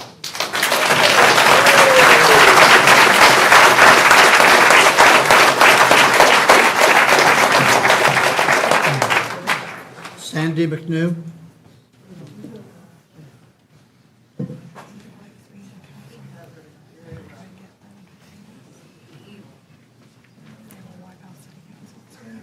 Hello. My name is Sandy McNew, and I'm the spouse of Gary McNew, which you called a liar. I didn't call him a liar. I said he must have misunderstood. I know those people that work there. Okay. We just will disagree on that. And I guess we will. Well, you said you knew your people. I said I know those I know people my work very husband. hard. They And answer most every of this question to the best of community their in ability here every knows day of who the my week, and I'm not husband going to let is. somebody come in here and make an accusation. We're adults here. That's okay. Some of us. All I will say on that topic is for you to be that adamantly angry, I've proved my point. Well, may I also say, I believe that your husband came into my office, am I correct? And I believe my office gave you everything that you asked for, sir, correct? We appreciate Okay, that. I just want to make that point. We appreciate that. You are not hiding a thing, and you're not hiding a thing, but you weren't in Okay, the I just want to make sure we conversation. all understood that. And Thank I you, sir. wasn't either. Okay. But I believe my husband when he talks. Okay, go right ahead. So my concern on this picture, because I've had probably less than a week to think about this. I understand when farmers sell their ground and the daddy of the farm passes away. And everybody, the kids, have to decide what they're going to do with it. And if my brother had only waited, we could have made lots of money too. I cannot deny when you get offered maybe $50,000, $60,000 on $10,000 ground that you're going to sell. My understanding is that there was and has been purchase agreements that are sitting waiting for due diligence. And I do believe that's why you guys are here tonight, because there's very limited time on a contract. You have to get it done in so many days. And there's signed contracts out there, purchase agreements, that if you guys don't get this passed quick and have your next meeting and fail to inform the neighborhood because you're in a hurry, there's going to be mistakes made. And I think we need to slow down. There was no indication. I've lived out there for 70 years, almost. I'm 69. And that area, of course, wasn't industrial at all. And then Ivy Tech moved out. So let me give you a little history. If you look at the whole map and not just what was presented, I'll begin with just this small map. You see the battery plant there, but what you don't see is all the auxiliary industries that had to be built to support it. Now, we weren't really told about we were told there would be businesses brought in because of the great ground and that we have an industrial park. We weren't told what type of manufacturing was coming to our neighborhood. Do you understand what I'm saying? We have a gentleman that talked to Paul Wyman. On what I see on the map, this man lives in an area that's still called rural residential, and he is totally surrounded by the city. So I'm not sure exactly how that happens. I can kind of imagine they didn't sell out when they were given an offer or something. But now he's on a well, surrounded by the city. His backyard has a corporation with toxic waste that they remove in and out all day long. Nobody is mowing the IDEC properties. We had to call the city, and we live in the county, but I had to ask the city to do me a favor and mow the grass because we can't see around the new roundabout because it's so tall.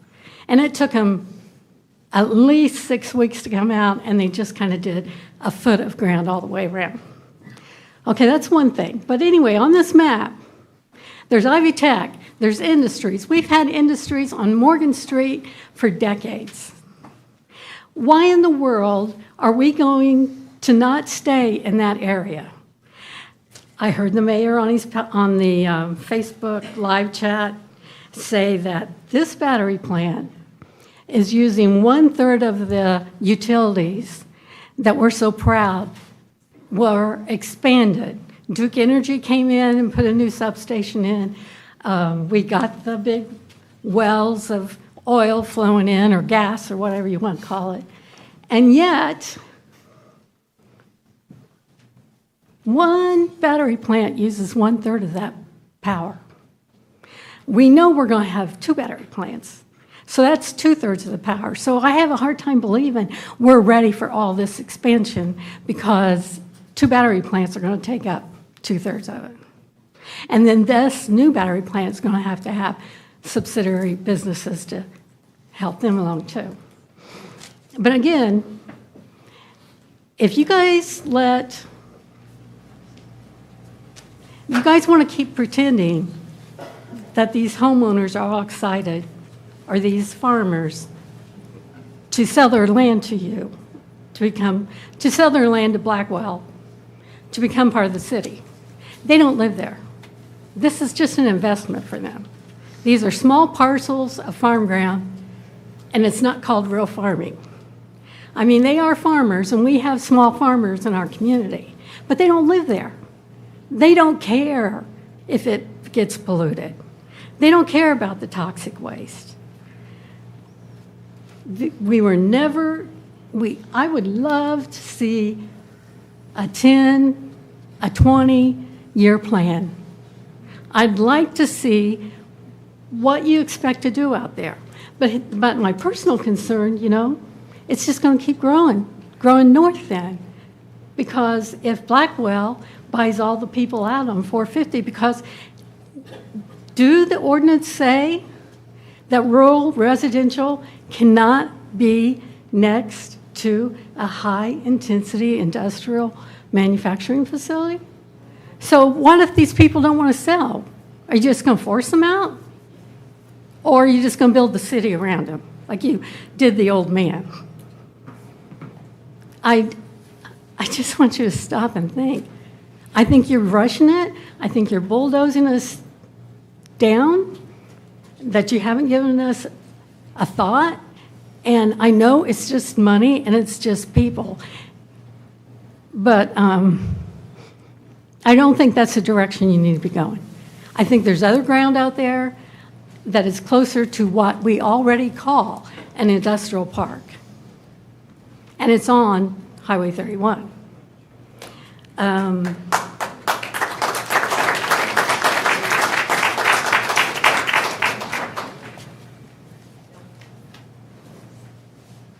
I'll just leave it at that, because so many people have already touched on what I have had an interest in.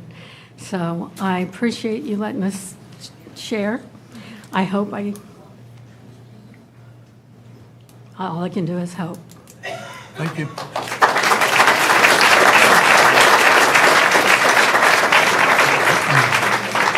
Grace Moore.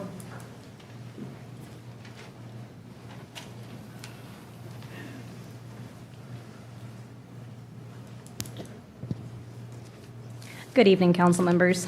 My name is Grace Moore, and if you're looking on the map, I live just outside the map we have posted here. It's about 2 miles away. However, I was not informed or notified that anything was going to be happening. And if you don't think 2 miles on a country road is enough space to say that I'm not going to be affected by this, you clearly live in the city and not out in the country, because 2 miles is nothing out in the country. Okay? So I do not appreciate the fact that we were not properly informed, because this will affect us. I drive this road every day. I'm a longtime resident of rural Howard County, and I live just outside the proposed zone. Over the years, I have seen many large projects come to Howard County with great promises of awesome returns, but the results have been mediocre at best.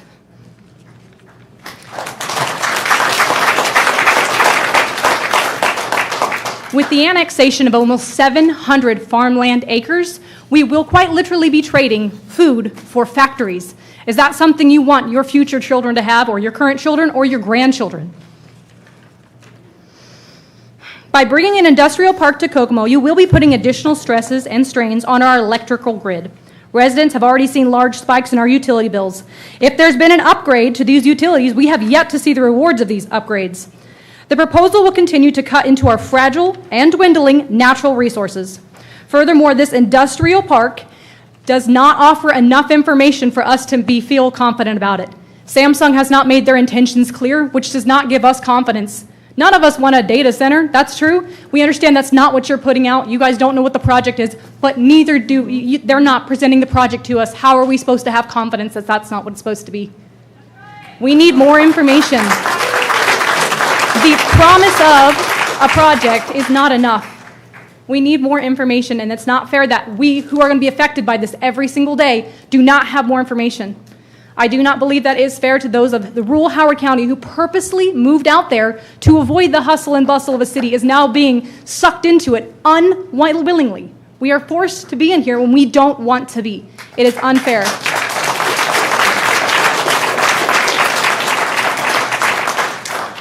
I understand that you did not bring this project forward. You are just in charge of rezoning, but you are first line of defense. You need to speak up for us who are speaking to you. We are asking you, please.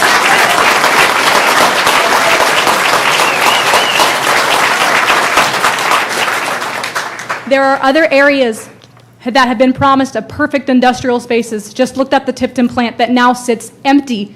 It was promised to be something big and great for them, and now it is a wasteland. There is no guarantee this will be effective in Howard County, and we will just be eating away at farmland, at people's homes. You will be driving people away. Nobody wants to live next to this. You may think that, but that's because you don't live out there where there's nothing and it's beautiful. Do not destroy Howard County. Thank you.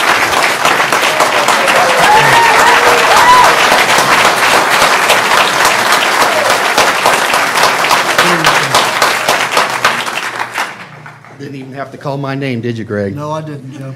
So it's Joe Russo, 329 East Furman Street. So I've got a prepared statement for you guys, and then I want to say something after the fact. First, I want to thank you all for letting everybody speak tonight.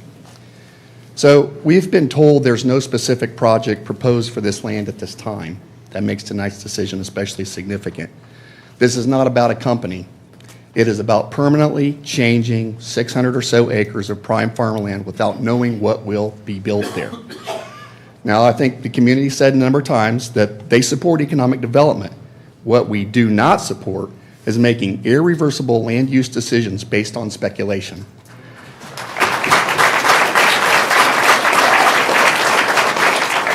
Rezoning without a defined project is not reasonable or responsible planning. Zoning exists to determine whether a specific land use is appropriate for a location. When there is no project, there is no way to properly evaluate its impacts. Yet, this board is being asked to approve an industrial entitlement without knowing, one, what industrial will go there, how many permanent jobs would be created, what wages those jobs would pay, what traffic and road impacts would occur, what demands would be placed on water, utilities, or other infrastructure, what environmental or long-term compatibility issues could result. These are not minor details, as you know. They are the core questions zoning decisions are meant to answer. Once this land is rezoned, the decision is effectively permanent. If a future project underperforms, changes direction, or brings a different industrial use than residents expect, the zoning remains and the community carries the impact. Recent local experience shows why caution is necessary. Technology-focused projects here were introduced with strong projections that have not fully materialized. When expectations fall short, the land stays converted, and the public absorbs the long-term consequences. We often hear that rezoning now creates shovel-ready land, but shovel-ready should not mean standard-free. Strong projects can come forward with defined plans before land protections are removed. You may also hear that this is simply how economic development works. Responsible economic development manages risk. It does not transfer risk from corporations to residents.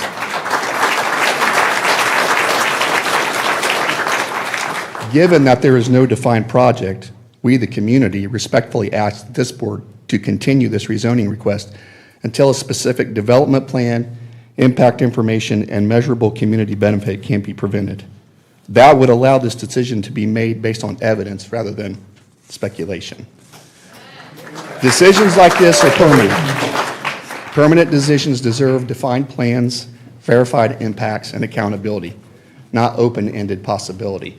Now, the other thing I want to say is with respect to Samsung. So I'm a small business guy, so I like to look at numbers. I spend a lot of time doing that. Has anyone in this room, on this board, calculated what each one of those jobs that Samsung has cost the taxpayer? Does anybody know what that number is? Want to tell me? So none of you know. It's $133,000 per job based on economic development, IEDC, county taxpayers, city taxpayers, and all the commitments we've made. For jobs that pay roughly $70,000. So I want you to think about the math on this. You know, if we're spending $133,000 to create $70,000 jobs, is that smart? So I often say, and I'm going to throw this out to everybody, that government is a huge success at picking failures. And we need to stop and think about what we're doing before we get out here and start just saying, we're going to rezone this, we're going to rezone that. We need to take a step back, see if somebody wants to come in. We can offer them perks, there's ways of doing that. But, you know, we got to slow down here a little bit instead of just slapping a rubber stamp on this, because if you guys approve this, the city council is next going to go through and say, okay, they've approved it, so we're going to move forward with it. That's been the track record here in this community. I just ask that you guys stop it, slow down, give these people time to reflect and determine whether or not it's the right course of action for this community. Thank you.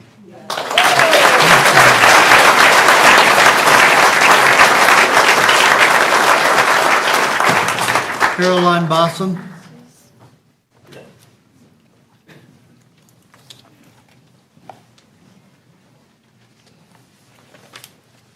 Hi, I appreciate you listening to us tonight. My name's Caroline Bossum. I'm a lifelong resident of Howard County. My parents moved here. Quick background, my dad's a Vietnam veteran, Purple Heart. My mom's from Pennsylvania, and they moved here. They chose this town, this county. In turn, I can be a homeowner, and I've been a homeowner. I've been a productive citizen of this town, of this county. And it hurts my heart because where I live, I'm on 5514 East, 500 North, and I have chosen to live out there because at the time when I moved out there, and I've lived there almost a quarter of a century, when I moved out there, I was working at the factory, which is now pretty much vacant. General Motors, Delphi Delco. It's gone through a lot of name changes. But now it's sitting there pretty much not in use. But I chose to move to the country by the Amish. By the way, I've not heard that talked about tonight, and everybody has said a very good points. But what about the Amish? I brought that up the other night. You know, no matter what comes in for an industrial park, there is going to be an increase of traffic.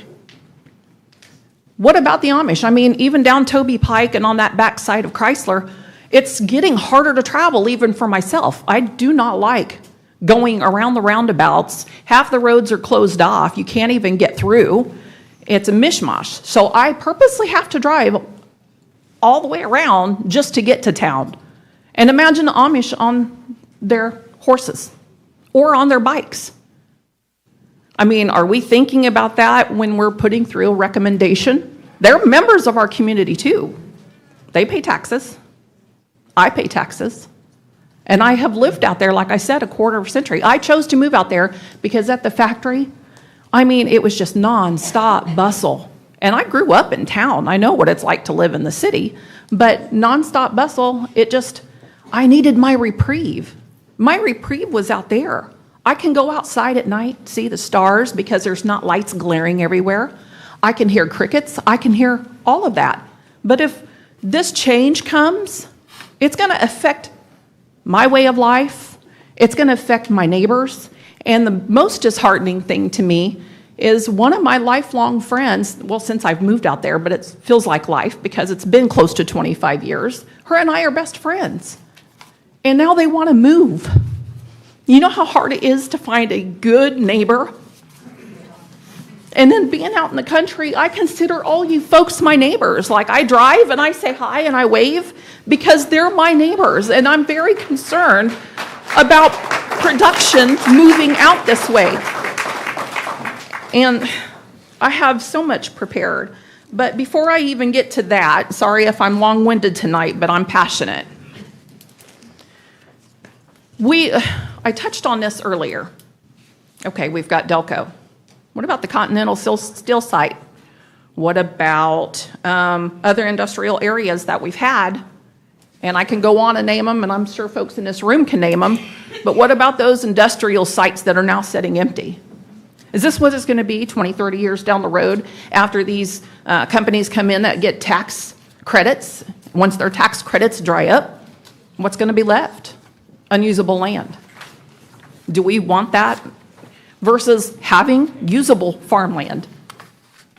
Neighbors losing their houses. I mean, we have to show a little bit of compassion for our neighbors. I'm for growth. I really am, but not in this area. I know it was posed the other night at the meeting. Well, then where? Where else in town is there Amish? And I keep falling back to them because I respect them. I respect their way of life. And I feel like this is making it harder on them. What about our water supply? Because some of that proposed area is right over a creek. So in zoning, aren't we thinking about things like that? What's going to happen to our water supply, to our wells? Water pressure. All the above. I ask you for an unfavorable vote. Because as you can see by the attendance here and the attendance the other night and the chatter online, it's not, we don't want it. We don't want it. And I don't think that outside entities should be able to speak for us. We're speaking for ourselves. We're here. We're saying we don't want this zoning. And from my understanding, rezoning into this type of zoning, would it not be hard to change it back later? From my understanding, it's very hard to change it once its zoning is changed.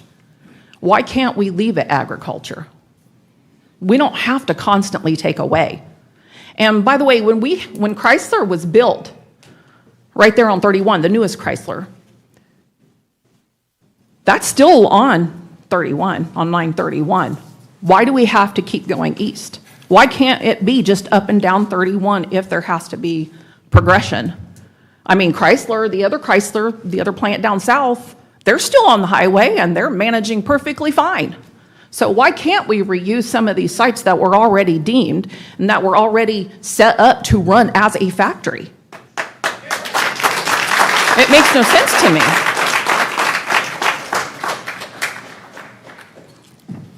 If you rezone, if you choose to, go ahead and go forward and, with your recommendation, what about job creation? That has to be taken into account with rezoning, because with rezoning, it's rezoning to have industrial use. Have those questions been answered? And I think that this should be thought about when you're making that recommendation. How many jobs are going to be created? Because it's my understanding that the battery plant, even if they've retooled or whatever they've done, it's not employing all of the Kokomo people that we once thought was going to employ. There's been layoffs.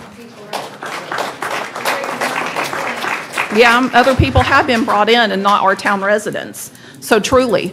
And we don't know what's going in, and I think that's the biggest worry of everybody here too. If we don't know what's going in, how can we approve zoning? We can't approve rezoning because then we haven't even looked at all of the stuff that are evident we should be looking at. We should be looking at the water supplies, the water tables, because that's another mention in rezoning.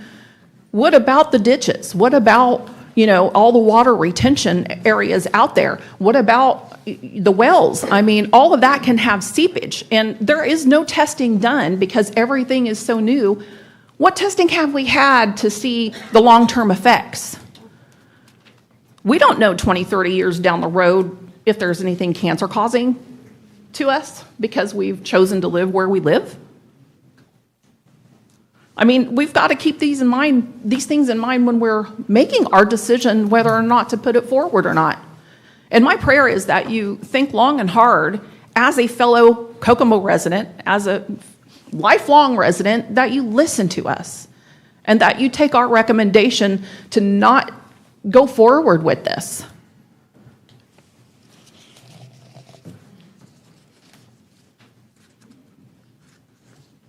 Think about it this way.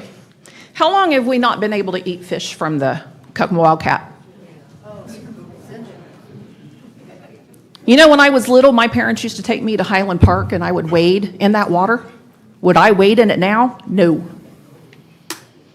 These are things we have to think of, especially with the creek in that property that they're talking about. And mind you, if it's going to stop at 450, I'm a half mile away. So I'm going to feel the effects of it. Even if I'm not in the blue, I'm just outside the blue. I'm not happy. And as a Christian, I try to be happy about everything. I try to live my life right, do what's right. But at times, you know, I have to lean on others. And I'm leaning on you. I'm leaning on you to make the right decision to not put this forward.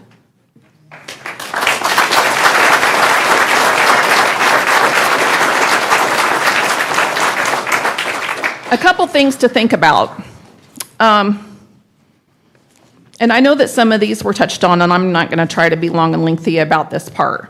But we do have to think about the economic impact, our local benefits. Is this really benefiting us? We don't even know what's coming in. What's the economic impact? If for a business that might go downhill in a few years, and then we're left with another empty site. What about transparency? I don't feel like there's been transparency because we don't know what's going in for the zoning. How can we properly rezone or choose to try to put this forward in rezoning if we don't know what's going in? I don't get it.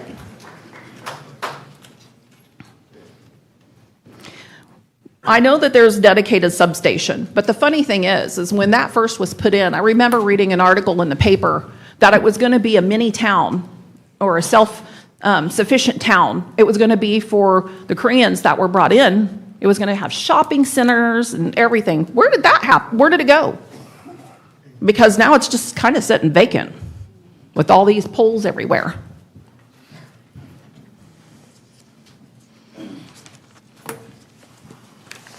As you see, I came prepared, but I'm not going through all of my papers.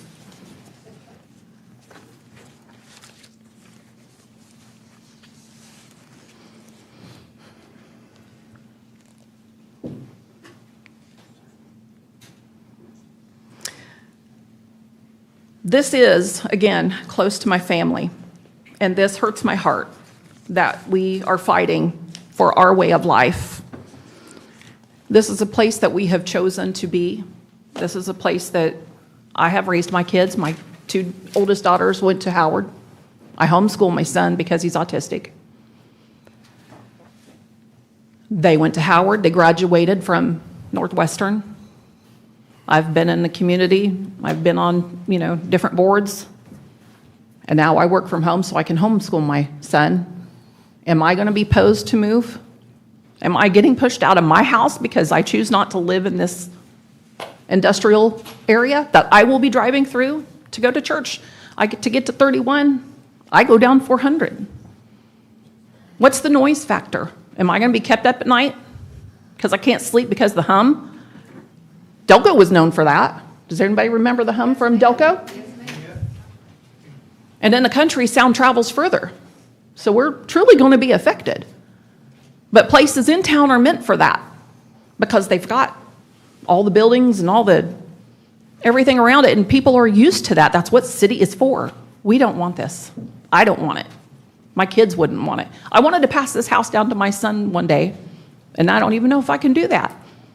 My neighbor wanted to pass the house down to her daughter. She doesn't know if she can do it because she wants to move now. Please don't forward this.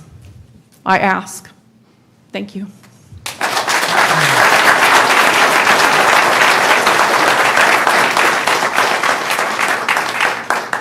David Welch, I believe it is.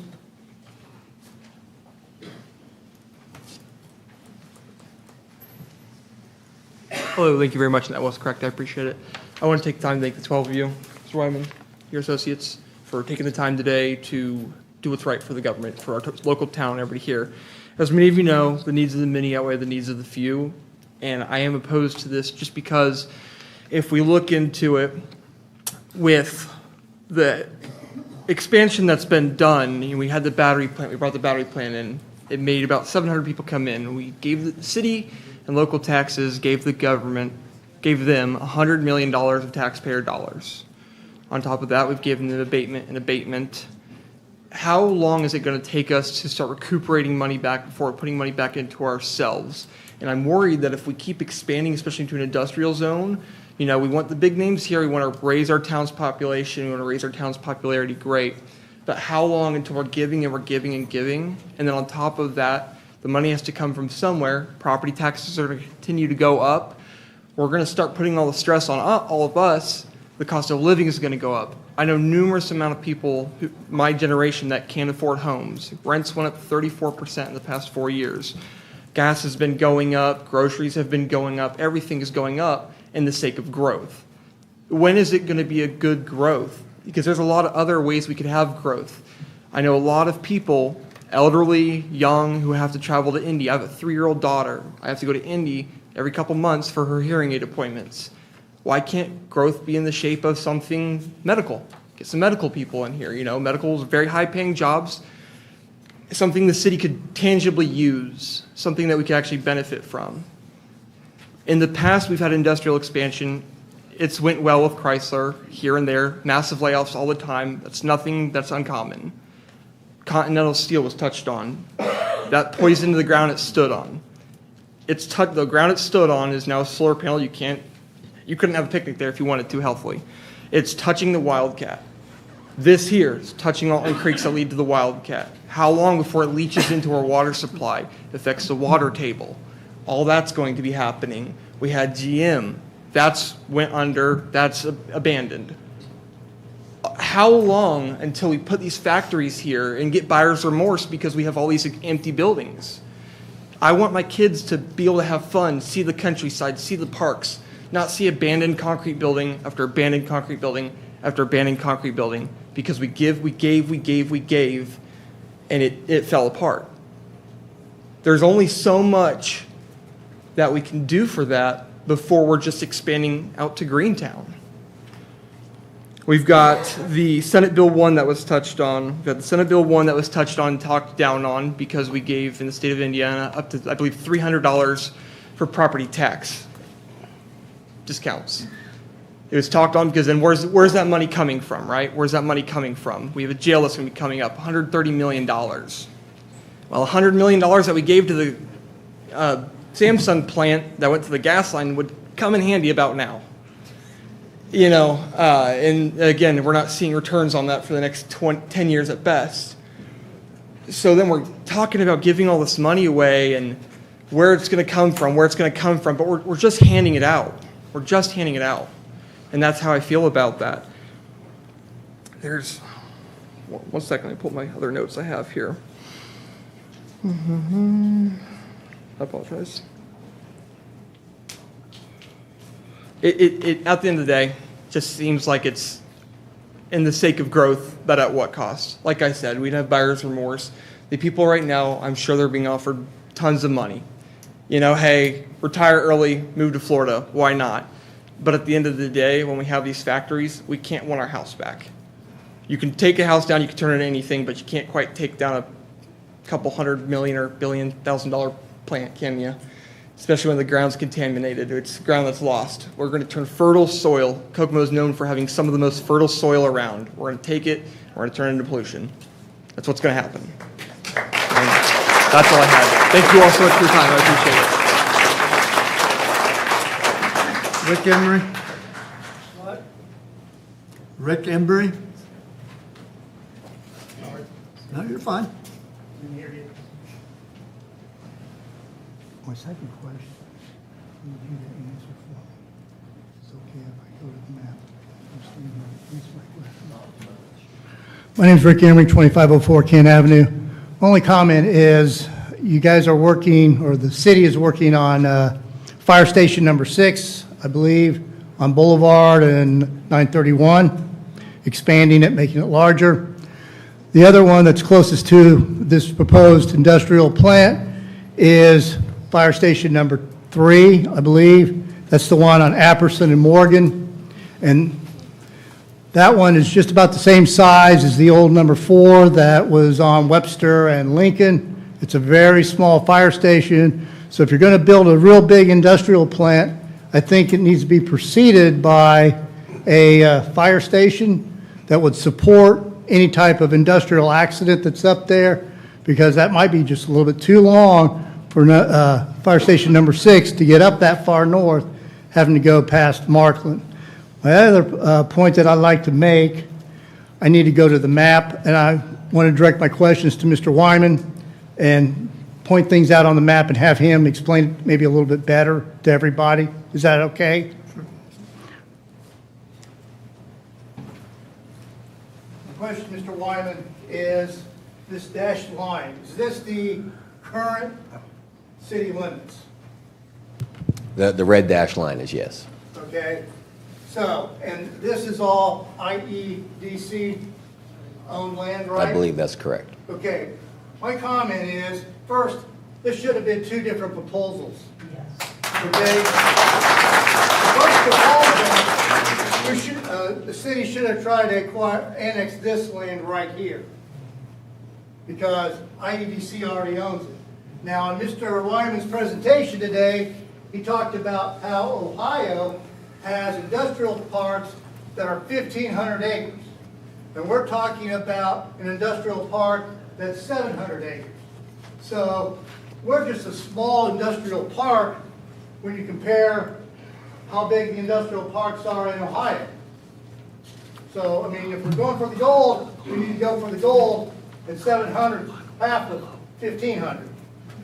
Now, if this gets annexed and this here gets annexed, mark my words, the next step, 5 to 10, 15 years, is this here is all going to be annexed. It's surrounded this area.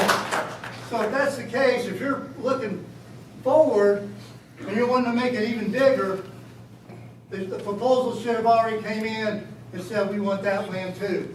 And added it one shot. Now my other comment is, about 5-10 years ago, we annexed a lot of residential homes in the west end of Kokomo. We didn't increase the police department. We did move the fire station on Sycamore out beyond Dixon. Those people, we didn't increase the fire. We didn't increase the police. And we just basically absorbed those people so we could get their tax dollars.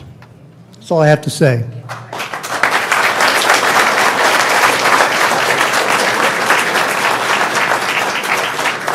Becky Farrington. No, thank you. Okay, thank you, ma'am. Al Bennett, it looks like. Al Bennett. Nikki Ganosos. I'm sorry, I probably butchered that last name. Everybody does. Okay. I don't feel so bad then. Hi, my name is Nikki Gansos. I'm a new resident here in Kokomo. I just moved from Fulton County. They're fighting the same issues up there, apparently. There's a lot of things that have already been said that I was going to speak on tonight. Nobody did talk about the fact that 28 counties, including this county, was just declared a disaster area by the federal government, and for a drought. And if we're going to make all of that industrial land, they're going to use up way more water than what's being currently used in that situation. And we don't have the water to support us now. Well, where's the water going to come from to support all of that? and the power, which also is going to take more resources. We just don't have it. It's just simply not there. It's not supportable. And because it was declared a disaster, that's going to trigger a reclassification of our soil to a lower level. And they may just go ahead and if House Bill 1333 passes, they're just going to take the land. There's nothing that we could do, but you guys have a unique opportunity to deny them.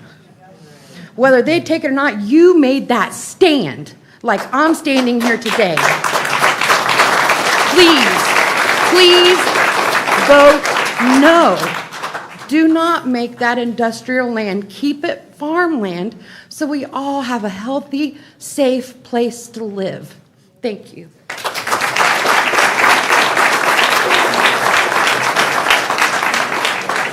Jeff Campbell.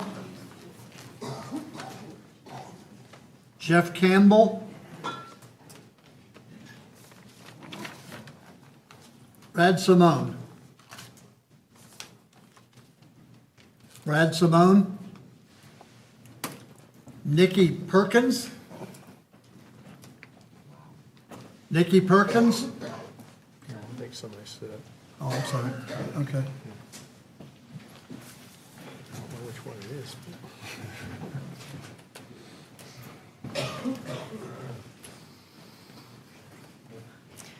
I don't live in the area, but I have friends and family who do. What was your name, ma'am? I'm sorry. Nikki Perkins. Okay, thank you.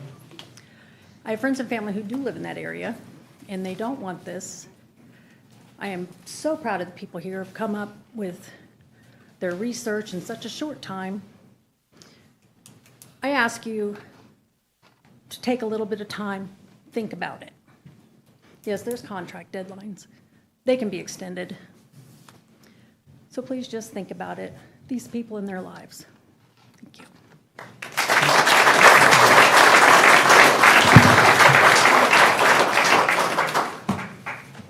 Jeremy Lambert, maybe? I can't hardly read it, I'm sorry.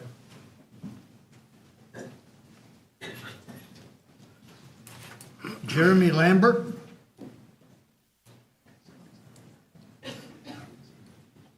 Melissa,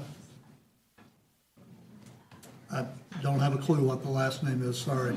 Starts with an S, Melissa? Sear? Okay, okay.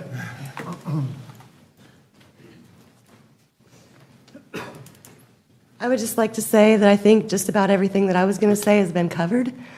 I don't agree with having State your name and then go. Melissa Swain, Thank you. Thank you. and I do not agree with this plan at all.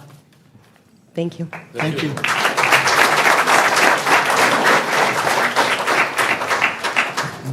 Ann Imes?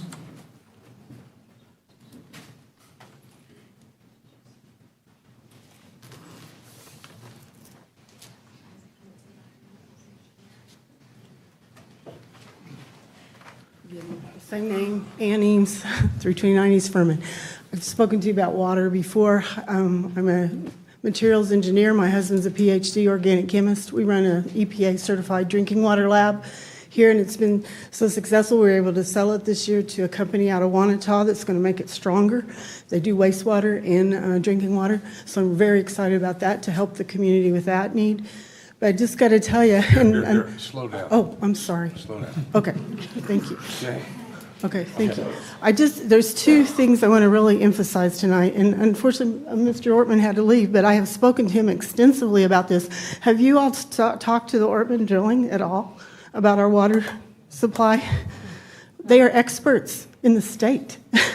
And here we have people that are concerned about water usage of our wells and our surface water. Do you know how much water Kokomo needs from the Wildcat Creek? What percentage of water our city has to get from the Wildcat Creek? Does anybody know? 60 to 70% of our drinking water comes out of the Wildcat Creek. That's not a great source of water, believe me. When I heard that, I thought, oh my goodness, that means our groundwater is so precious and so minimal. that we can't get enough groundwater. The director from Greentown just told me, and I'm using his scripture tonight, guys, Ezekiel chapter 3. When you know something, if you don't share it, the good Lord holds you responsible. So that's why I'm sharing this, because I do know some things.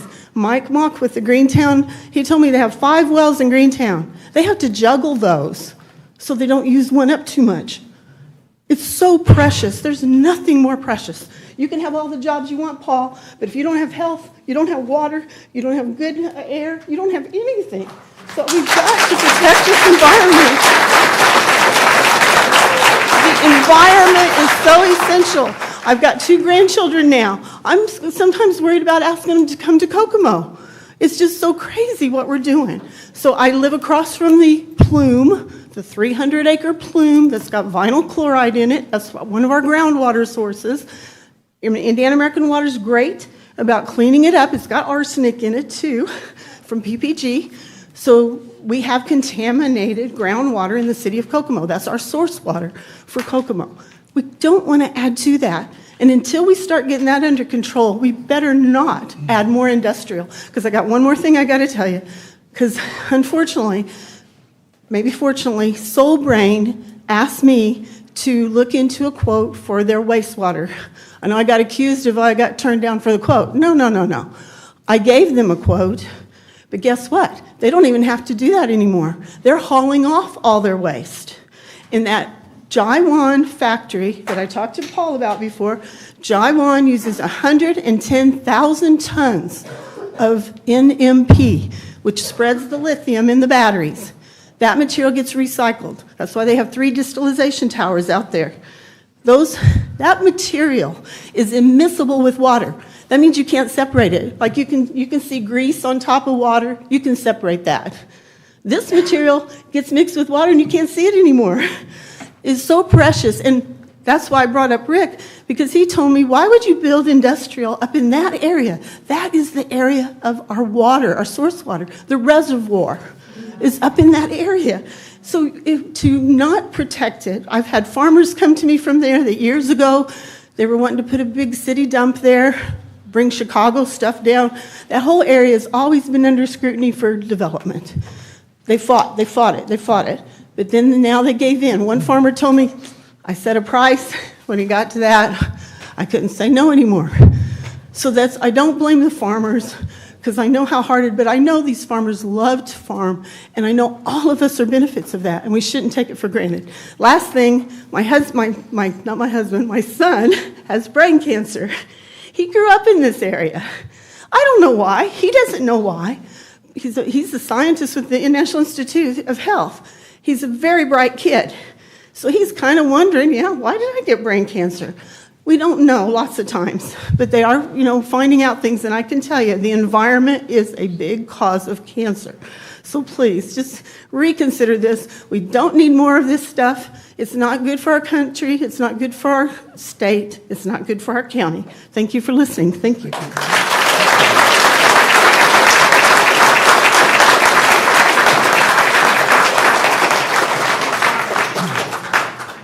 Andy Redmond.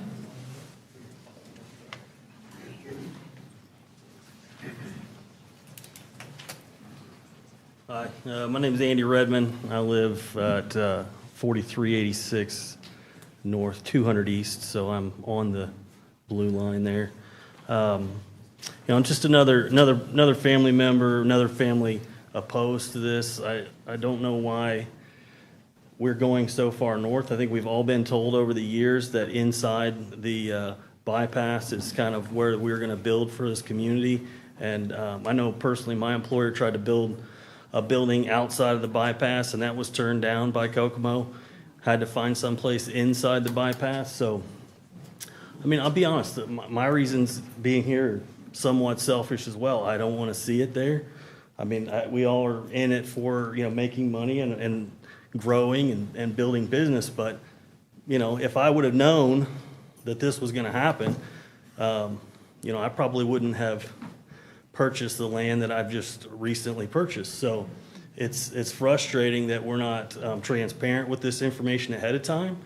Mr. Wyman told us the other night that this has been in the works for 30-some years, bringing the gas in, the power in, so it's kind of hard to argue that it's not a good spot. But at the same time, there's a lot of empty ground still south of this map and west of the bypass that's not being utilized for it. So like some of the great points I've heard tonight, if we don't know what's going to go there, why would we rezone it ahead of time until we know what would go in there, and we could actually make informed decisions on what we do with the ground. That's all I have.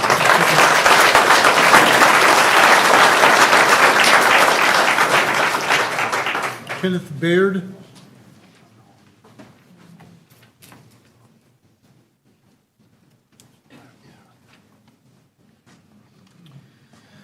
Thank you very much. Kenneth Beard, 918 Sandwalk Lane. And thank you for the opportunity again to speak this evening. The first gentleman asked, will our utility costs increase? We've been told there's plenty of capacity from a utility standpoint and that our rates, that's the key phrase, won't change. And I think this is intentionally misleading. House Bill 1421 allows utility companies to pass infrastructure build costs on consumers under the construction work in progress framework. So yes, our rates may not change, but the delivery fees will most assuredly increase, as many across the state have already experienced. So I think it's dishonest to say that our prices won't change in our community. We talk about property taxes, and Mr. Wyman's right to bring up Senate Bill 1. But what's not being addressed about Senate Bill 1 is the removal of the 30% depreciation tax floor for equipment and machinery. Now, what this means for Kokomo is by combining abatements with this new rule, we will generate essentially nothing from a property tax perspective for the life of this facility. I'm going to say that again. Combining abatements with this rule will result in essentially zero property tax benefit for this community, unless you count our property taxes increasing to offset the benefits, of course. This means that the only real incentive for this project is potential job creation, and I'm sure a future income tax increase from the city, which SB 1 allows. I think it's worth noting here the small number of jobs that went to locals at the battery plant, and passing this knowing the community will receive essentially $0 in property tax feels irresponsible at best and malicious at worst. I believe that this fundamentally is a question of competing visions for the community. A battery plant was built in pursuit of federal grant money supported by the previous administration. How is this industrial park and potential data center any different? Why are we expecting better long-term community results when we've applied the same process, which is essentially follow the federal or the IEDC grant money? One key difference I see is the tax structure has now changed significantly and does not compensate communities in exchange for their physical resources, which leads us to ask, who really benefits from this at all? The focus needs to be on building a high-value community by enticing new people, families to move here with robust amenities, services, and commerce. Northern creep will continue, and we need to be better positioned to welcome people looking for something different. I agree with Mr. Wyman. There is opportunity in Kokomo, but the answer is not another industrial facility that strip mines local resources, pays no property taxes, and creates minimal job opportunities at best. And finally, if you insist on approving this measure, especially since the IEDC is here, I request this committee include a provision that a moratorium of at least 2 years on any data center type facility be included as part of your approval. I also ask the mayor pledge he will do the enact a similar moratorium through the city council. And if there are as many businesses interested in Kokomo as Mr. Wyman has led us to believe, this should be not an issue at all. Should be no problem. We don't have to be Stoplight City again, but if we approve this plan, we most certainly will be the bypass city. Thank you. If you haven't had an opportunity to do so, scan the QR code on Facebook, send an email to these wonderful people saying you like community over corporations. No AI was used in the creation of the speech. Thanks, everyone.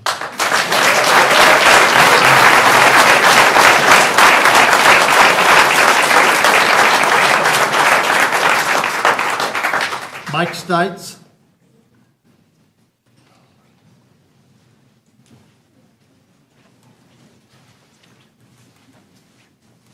Mike Stites. I live at 2315 East, 500 North.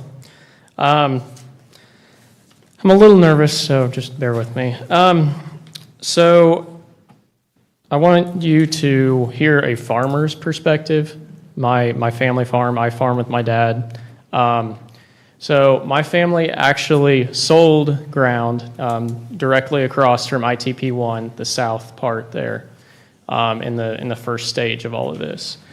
And so while it was a good compensation, I just kind of wanted just let everybody know like what we experienced after the fact. So a 1031 exchange is what we had to do so that we could take that money and we wouldn't have to pay income tax on it. You take that 1031 it, buy more farm ground with it. And so that's what we did. And we did replace the ground, but the problem is it increased the cost of land for everybody because there were so many people that had there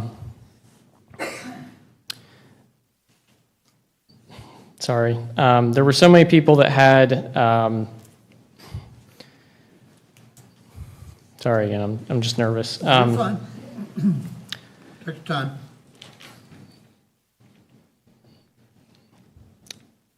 That had, I forget what I'm going to say. Yes, sorry. Thank you.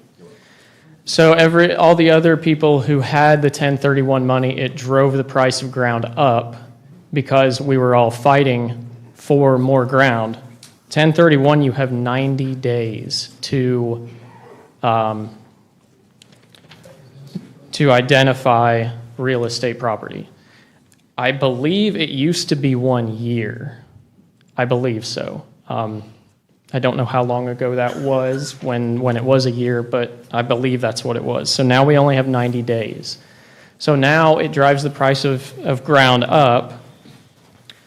Doing so also increased the land assessments for Howard County and the surrounding counties because everyone was buying ground at a higher price.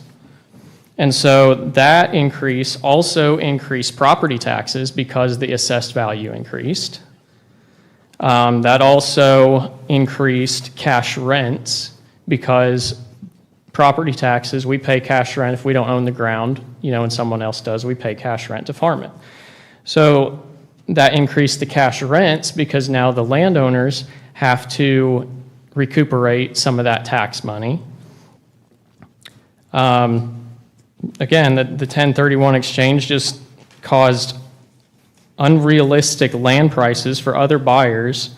And so now, since ours has already been done, now if a 60 or 80 acres comes up next to me and I want to buy it, I'm a young farmer, I want to keep farming, now I have to compete with these other farmers who are, potentially selling that ground now. And so I probably won't even get to participate in that because, they have this money and I won't be able to do anything.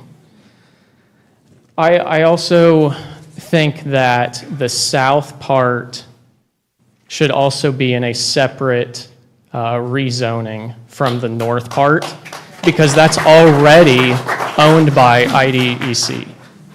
We sold that 2 years ago, a year and a half ago. So I don't think that it's realistic to put that into the north part. I think these should be two separate parts. Also, I feel like we should use the ground inside the bypass. There is still plenty of ground inside the bypass, maybe not the same amount of ground that's on the north part there, but I think that we should utilize all of the ground inside the bypass before we go outside the bypass.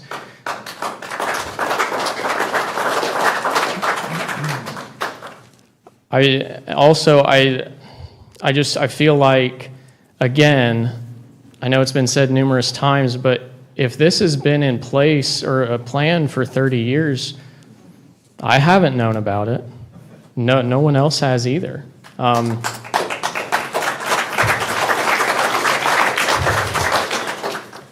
Also, from the point of some of that ground that we bought to replace is now in western Howard County. So we have to travel 400 north past Chrysler on the north side there to get to our other parcel that we farm on the west side.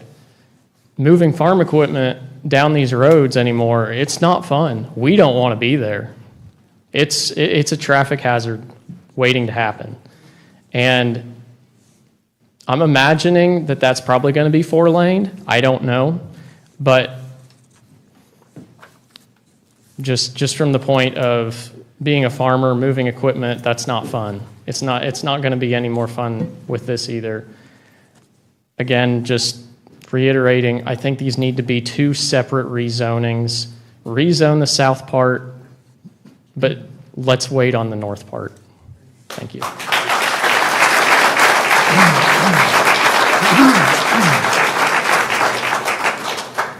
Okay, Mr. Stites was the last name on the sign-in sheet, so I would assume at this time I would read the staff report. You want to take a break first? We got 10 minutes, we can be out of here. Okay. He said no. Okay, staff report for case P04Z26. Paul Wyman, on behalf of the property owners of the listed parcels below, is requesting a change in zone classification. The parcels numbered 1 through 4 and 41 are all located within the ag overlay, which is the agricultural overlay. The remaining parcels are already located within the OIAOL, which is the Office Industrial Agricultural Overlay.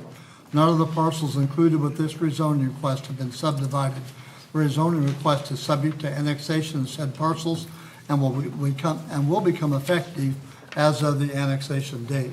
Adjoining property zonings are to the north agricultural and rural residential, to the south high-intensity industrial, to the east agricultural and rural residential, and to the west high-intensity industrial. According to the City of Kokomo zoning ordinance, HI is compatible with the following zoning districts: PR Parks and Recreation, Agricultural, IS Institutional, C2 medium to large-scale general commercial, MI moderate intensity industrial, light manufacturing, and LI low intensity industrial business park.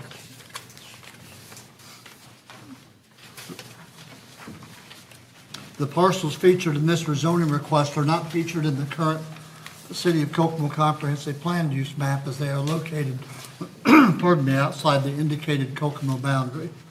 The goal of the City of Kokomo comprehensive plan transportation map is to enhance connections throughout the city for improved safety, function, and efficiency for all modes of transportation, including vehicular and pedestrian networks. According to the current City of Kokomo comprehensive plan transportation map, the area that includes the parcels to the north of 400 North are not included, as they are located outside the Kokomo boundary. The parcels indicated just below 400 North to the west of US 31 are located along 550 East and 300 North, both identified as being major collectors.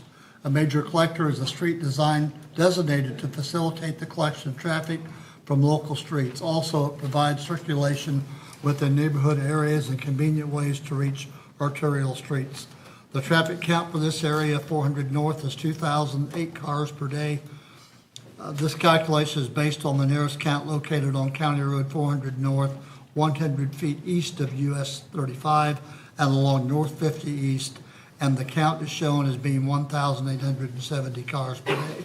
The staff desires that the board forward a favorable recommendation to the Kokomo Common Council.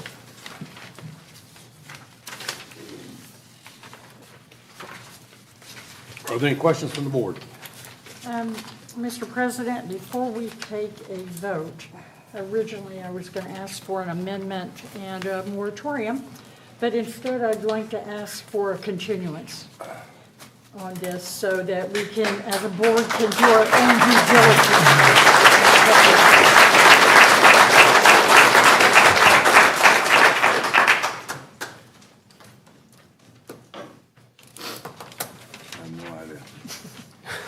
Well, we need a second, first of all. If we Have a second? Do we have a second for a continuance? Tina seconded. Okay.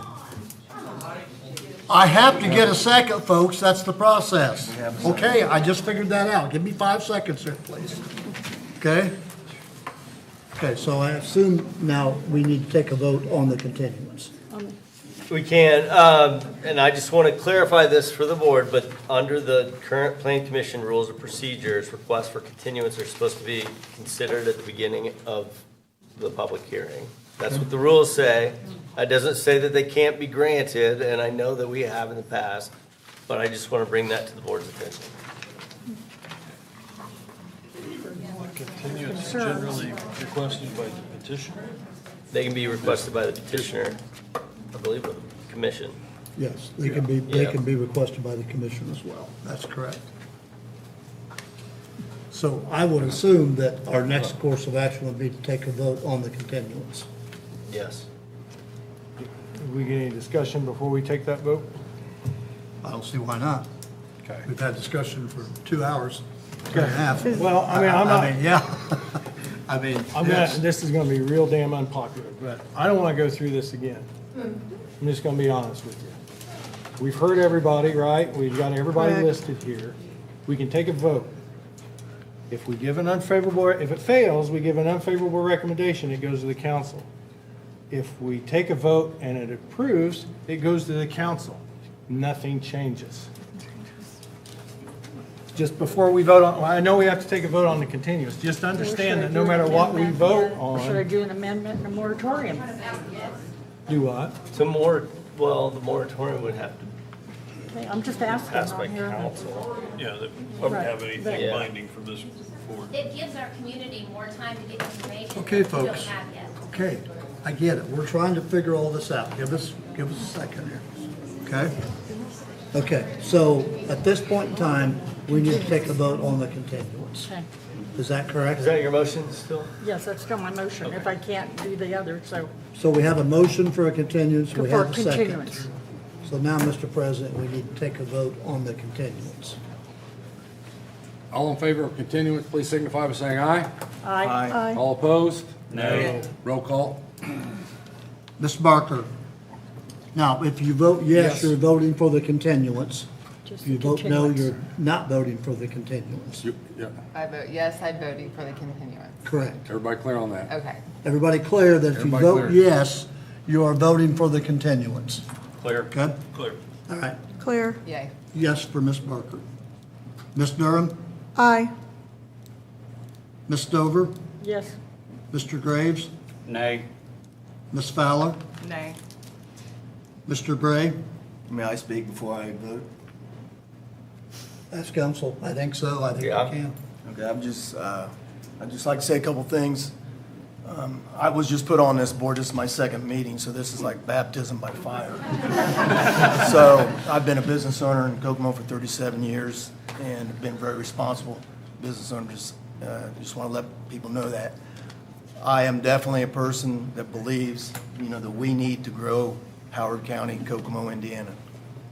But I believe that people have voices too. I'm not a yes man, never have been, never will be. I'll speak my mind, and I just want people to understand that. When I've been given a job to do, I take facts and evidence, okay? And my vote is for the continuance. It's for the continuance? Yes. You're voting yes for the continuance, okay?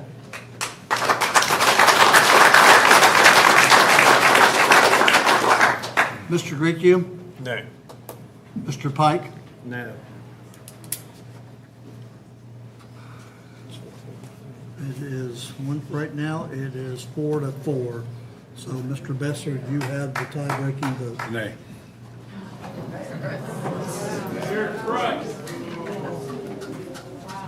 So, the rezoning will go to the city council, be heard at city council. No. We still have to vote on that. That's all right. I believe. We still have to vote on. Oh, I'm sorry, that's right. Yeah, All I was voting on was a continuance. You were, Just that was my continuance. fault. That was All my right. fault. Everybody calm down for 2 seconds. I made a mistake. God forbid, I made a It's all right. mistake. Okay. So that was for the continuance. Correct. Okay. Yes. So, the continuance is off the table, so now we have to vote on the actual rezoning, correct? Correct. Well, favorable or unfavorable unfavorable. recommendation to council. Correct, yes. So we need to call for that vote, Mr. President. All in favor of case P04Z26, please signify by saying aye. Aye. All opposed? Nay. Roll call. Nay. Ms. Barker? Aye. Ms. Durham? Nay. Ms. Stover? Nay. Mr. Graves? Aye. Ms. Fowler? Aye. Mr. Bray? Nay. Mr. Graycube? Aye. Mr. Pike? Aye. That is 5 yes votes. So there is a favorable recommendation to the city council for this case. Correct? Correct. All right.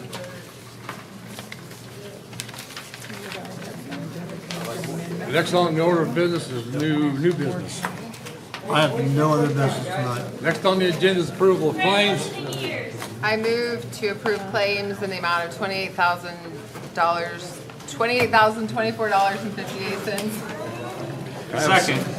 All in favor of approval of claims, please signify by saying aye. Aye. All opposed? Claims are approved. Move to adjourn? Second. All in favor? Aye. Thank you.